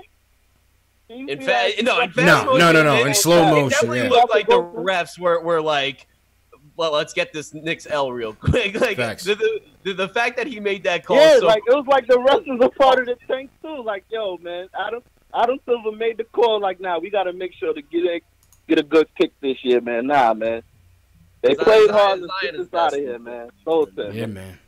All right, Ace, man. Yo, Ace, just patrol the chat, man. I'm about to make you a moderator, Ace. Just patrol the chat and make sure everything is still put together. Go ahead, man. Go ahead. Hello? Yeah, go ahead. This vision is John Morant, KP, and Knox. What y'all think about that? Man? I'd love it. I've been thinking about it. I've been talking to a lot of people about that exact scenario, and it's scary. It's very scary. I love it. I mean, listen, I'm not going to front like I know this kid Morant, completely, but from the games I've seen about 3 or 4 games from him so far. The kid is a gamer, man. I'm dying to see that point guard with the Knicks come with that dog in him. One game. Say that, Ace? Yo, listen, this kid got more assists in one game than Moutier got this season put together, man. Yeah. I like him, man. Yes, I understand the shot is not there, but you can work on that. I'm not saying he'll be perfect at it, but you can improve on your shot. John Wall couldn't shoot when he first came in the league. That's a fact. I just feel like this kid has the intangibles, man. I also love the fact that John Morant's Instagram handle is I got game. Just like putting it out there. Yeah, I got game. Putting it out there, man. Look how he gets guys involved. How can you not like that? New York, man. Nah, John Morant. Yeah. And do you really think that Zion will really turn us around? Because I don't believe he'll turn us around. He's a great player. He's a beast. I got reservations about Zion personally. I really feel like people are overhyping Zion, and Zion is a beast. I don't want to get it misconstrued. I think he's going to become an excellent NBA player, but I think that there is a fair amount of risk with Zion. Sure. Because right now, people want to act like he is completely dominant and ignoring the fact that he is a very flawed basketball player and a very flawed basketball player. He's got. Did y'all see that last Duke game? How they lost? Why they lost? The last Duke game. Which one, against Syracuse? Because Zion went up against a guy that was actually tall and could block his shot. So at the end of the game, when he was trying to drive to the basket and overpower everybody like he do, it stopped him from scoring. What do you think going to happen in the NBA? He's not going to be able to do the same thing in the NBA. At least right away, he's not going to be able. He's not going to be able to do the same thing. He might not be able to bully ball everybody, but let's not act like everybody in the NBA is just over physical and everything. He can definitely get his way.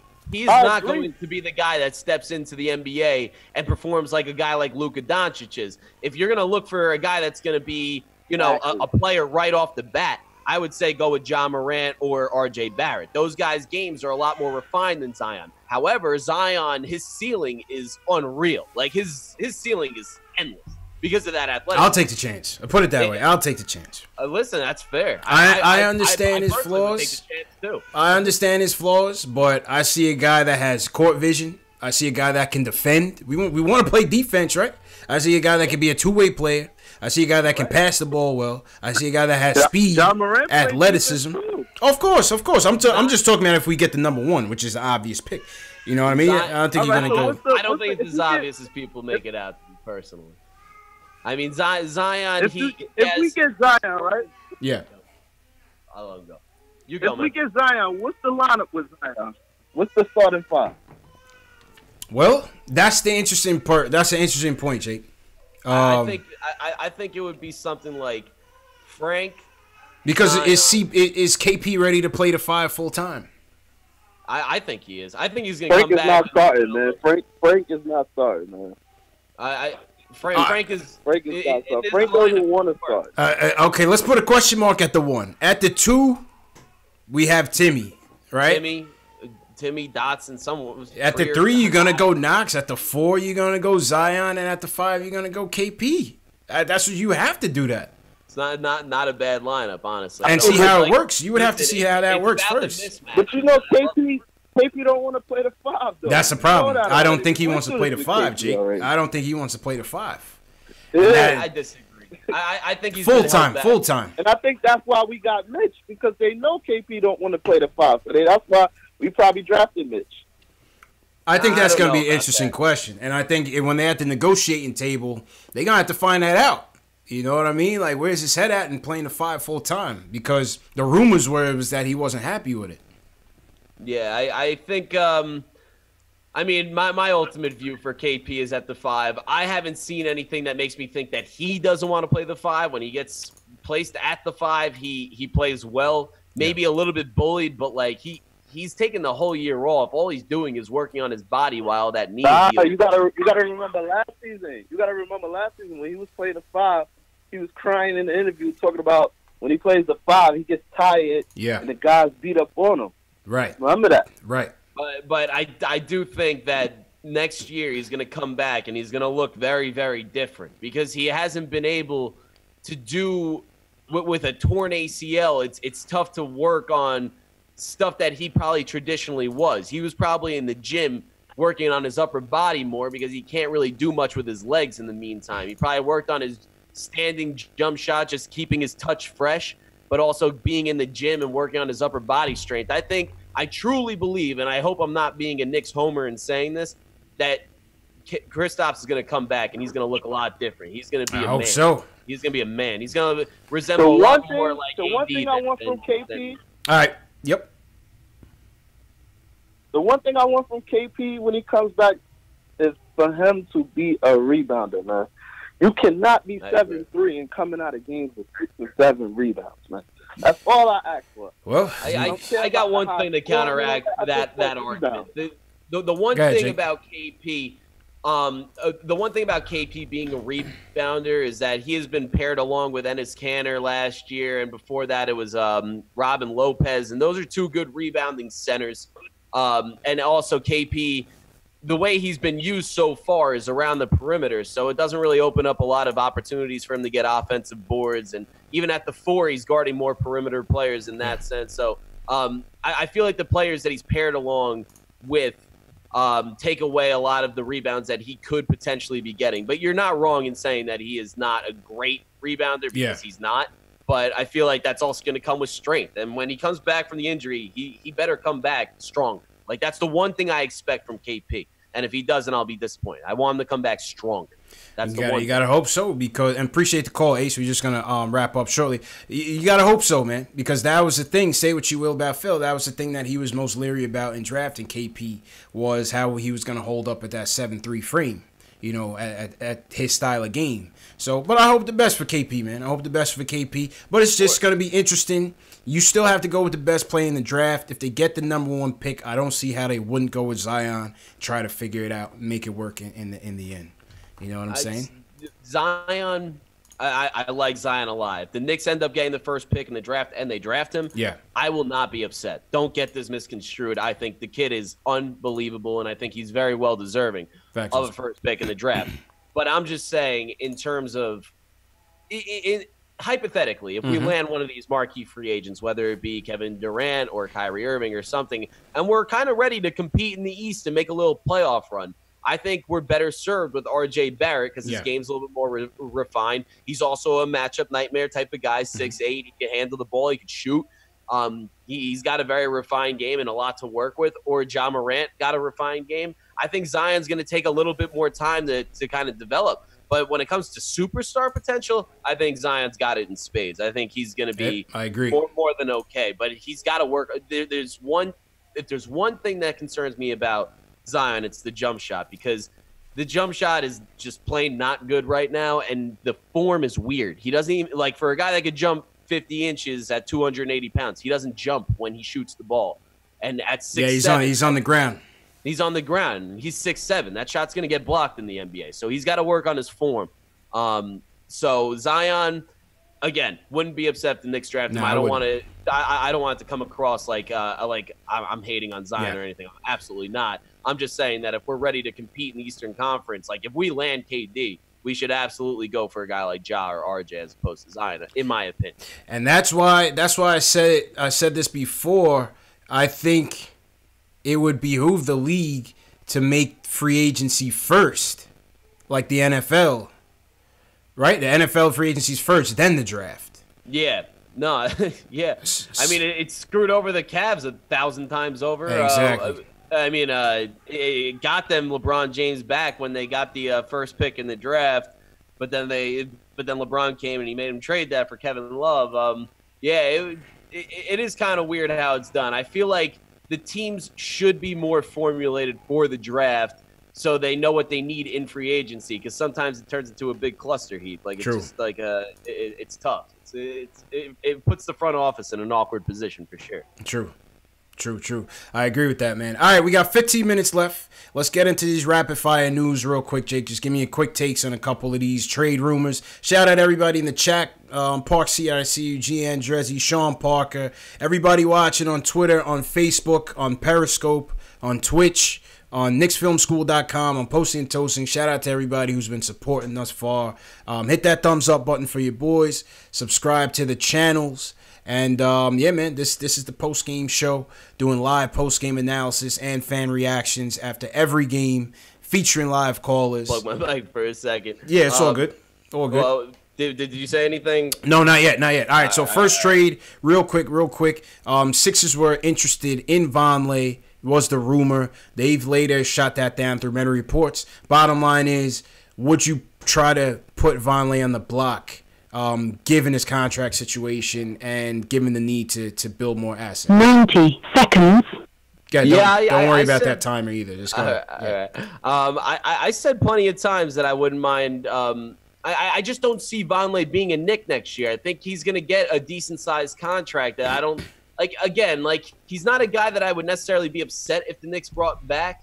I just think he's going to get paid a little too much, and if we want to make a big splash in free agency – it's not going to be financially sustainable to bring back Vonleh.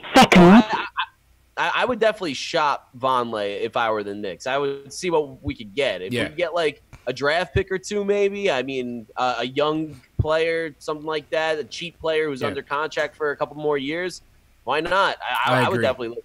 I agree. I would do it. I love Vonleh as a player. Like I said, I think he's one of our best two-way players on the team. I love the fact that how he's been able to have his best year of his career. You know, as a touted lottery bust, he's definitely bounced back. You got to give credit to our coaching staff for that. People want to see Fizz get credit. He's got to get credit for what he's doing with Noah Vonleh, man. They said they got the secret sauce and he's on it. The Sixers have the Bulls' second-round pick in the second round, which would be considered maybe a late first. 10 seconds. You know, if you can get that for him, a high second, a late first, I think you got to do it, because at the end of the day, they don't have his full bird rights. So regardless if they're going to sign him now or sign him later, they would have to dip into the salary cap to sign him anyway. So you might as well, I would go to him and be like, listen, you've been great here. Go play for something, and we want to bring you back next year if that's how they feel. Yeah, no, I totally agree. I mean, I'm a big Vonleh guy. Went to school with the guy, called games for him in college. But again, if you let him go play for something. I like the way you put that. Like, go put him on a contender. I feel like he can help somebody. And, if the Knicks benefit and it's the same thing I was saying about Courtney Lee in the past couple of years. Like, I want to see Courtney Lee succeed. And it's not as extreme because Vonleh's not as old and he has a longer career ahead of him. But I was saying this about Courtney Lee. Like, Courtney Lee is not best served on the Knicks. And, now his trade value has plummeted. Plummeted. It plummeted. But, back when he was, getting buckets, he was getting, 15 points per game, 3-and-D guy. I was like, ship him off to the Spurs. Ship him off to the Warriors. Yeah. Let him play for something as opposed to just, being a guy that can rack up some stats and showing how good he is on the bum-ass Knicks. I don't want to see that. Problem with Lee is that contract, man, having an extra year with $12 million on it. It's hard for any team to want to pick that up. Next trade, so they said the Cannon trade to Sacramento was pretty much off. That would have been a deal. That would have been Canner for Zach Randolph. Only issue I have with this is that if they're going to trade Canner, I want to see them at least get a second-round pick. Don't just trade him for just salary for salary. That makes no sense. Not to just appease him. You know what I'm saying? We got to try to get assets in any trade that we're making right now, including the salary dump. See, my relationship with Enes Kanter has been a roller coaster ride. It is he very quickly rose through the ranks and turned into one of my favorite Knicks with that quote on LeBron. I mean, again, for anybody that knows me knows that I'm not a LeBron James guy. I don't like LeBron. I'm not a fan. And when he was messing with Frank, took an indirect shot at Frank and saying that we should have drafted Dennis Smith Jr. Over the 19-year-old French rookie. And then LeBron got into this squabble with Frank. Enes Kanter came to his helping and like he bullied LeBron a little bit. And he's just like, I don't care what you call yourself, king, queen, princess. We're gonna fight. I was all about that. But then Enes kind of went on the LeBron tour over the summer, which I was not a fan of. I thought it made us as an organization and as a franchise look weak. Look even more pathetic than we usually do, which is a pretty big feat. I wasn't feeling that. I like Canner. He's a jokey guy, happy-go-lucky guy, whatever. But I thought that was kind of weak. And now with the Knicks in the dumpster, and obviously needing pieces to to build through the draft and stuff, he keeps saying stuff like, "I'm not down for playing like this, and letting some guys get playing time ahead of me. I'm better, blah blah blah." Like, we need to see what we have with the young guys as opposed to please Canner, and like it just doesn't seem like he seems more of like a me guy than a we guy. He came out like a chump. He came out like a chump to me on that. So like at this point, my relationship with Canner, I'm not a huge fan of him. So if we can get rid of him, I mean, I still think he has trade value. He's an expiring contract, and he's a good player. He's a double machine, not kind of a defensive liability. Doesn't really extend the floor too much. But I could, if we can move him, I'm all for it. I don't really care what it's for because he's not coming back next year. So whatever piece we can get, I'm all for it.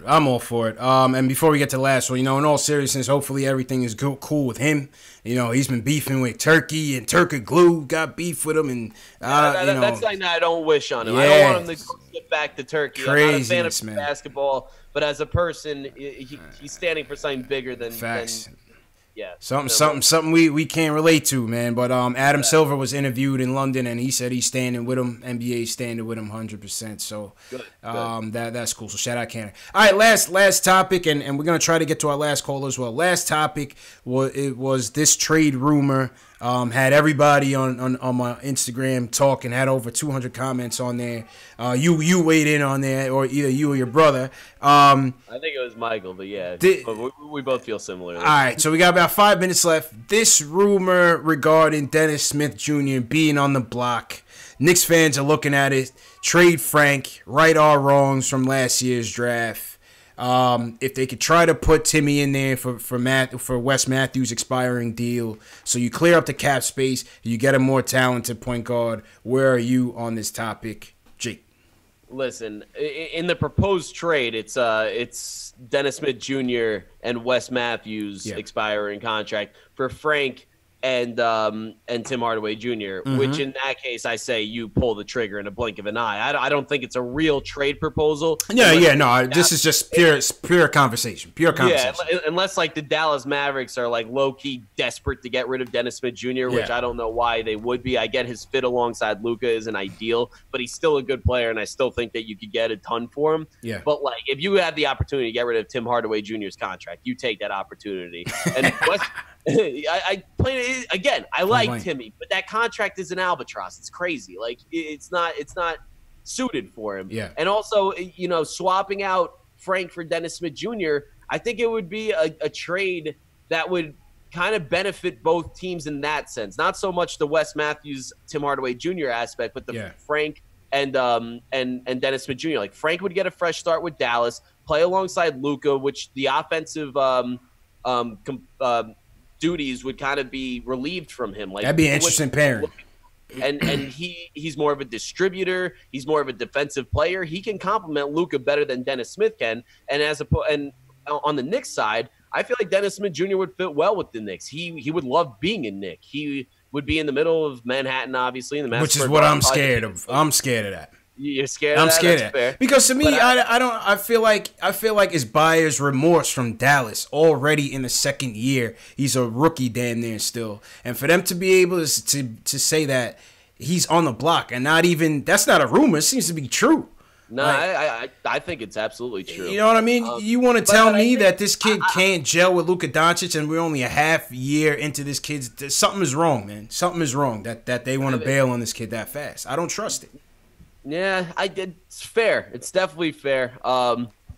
Yeah, you're not wrong in that analysis. But I just think that Dennis Smith is a big time player. I think he still has a lot to give to the NBA and basketball in general. Yeah. And I think that in a weird way, like sometimes you see some guys come to New York and underperform. They're not prepared for the media and all that, and they crumble. Dennis Smith always struck me as a guy who's like a big-time guy. When the stakes are the highest, he kind of wants to show out.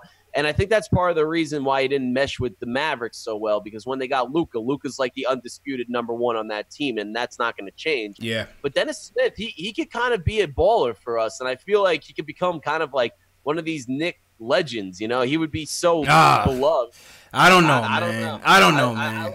I can see it. I like that. I feel like Phil did us a favor, man. When Phil told him eat the octopus, he was trying to tell him, are you gonna take one for the team? Are you gonna sacrifice? Or are you all about self? And Dennis Smith Jr. said no, thank you, and he left. That was a test, man. Phil was on his Professor X shit, man. He was trying to get into his mind. Listen, Phil the Zen master. He's he knows a Zen what he's doing with his master, mind. man.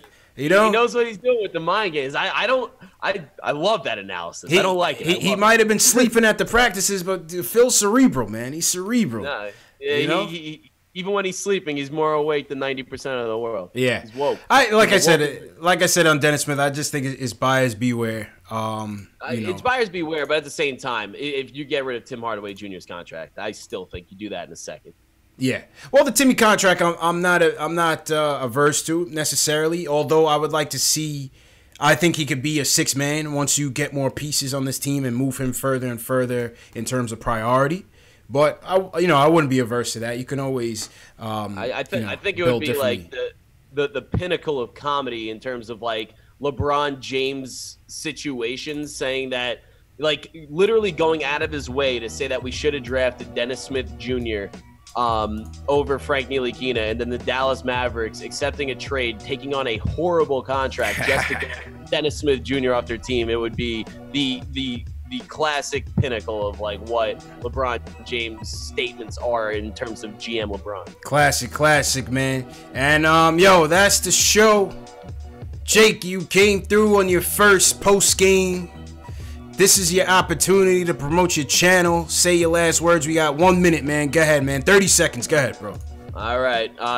At @the_Lennox, THE_LEKN, THE_LEKNICKS. We're coming to you on YouTube. We're just two guys, two brothers, grew up loving the Knicks, diehards. Kind of upset with the franchise for the most part recently, but we love the Knicks just like you guys. We keep it real 100% all the time. So follow us. Make sure you like our content, and we'll reciprocate it all the way. Appreciate all you guys. Appreciate you, Jake. Good job, man. Good job, man. And shout out to everybody for watching. Early matinee tilt. Knicks lose in most Knick-like fashion. 101-100 to the Wizards on a gold 10. Buzzer beating gold 10. But yeah, shout out to everybody in the chat. GC, Ace Bez, Reaper Man. Shout out to everybody that called in. Jet Life for Life, Shells Heavy, Alex Collins. Appreciate the support. The replay of the show will start up about 9:30. We'll have another show at about 12. We'll go into about 2 a.m., 6 a.m. You guys know the deal, man. Gives you guys a chance to chat live while you watch a replay of the show. And also, the show is in audio form on the KnicksFanTV, Spotify, iTunes, Google Play, Stitcher.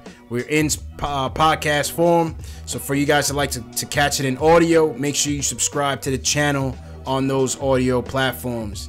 And yeah, man, listen, we had a good show. It was a tough loss. Johnny Morecast, appreciate you. Raw Hebrew Remnant, Peter Blake, SS Television, appreciate you guys. Matt B, appreciate you coming in, Nick of Time show.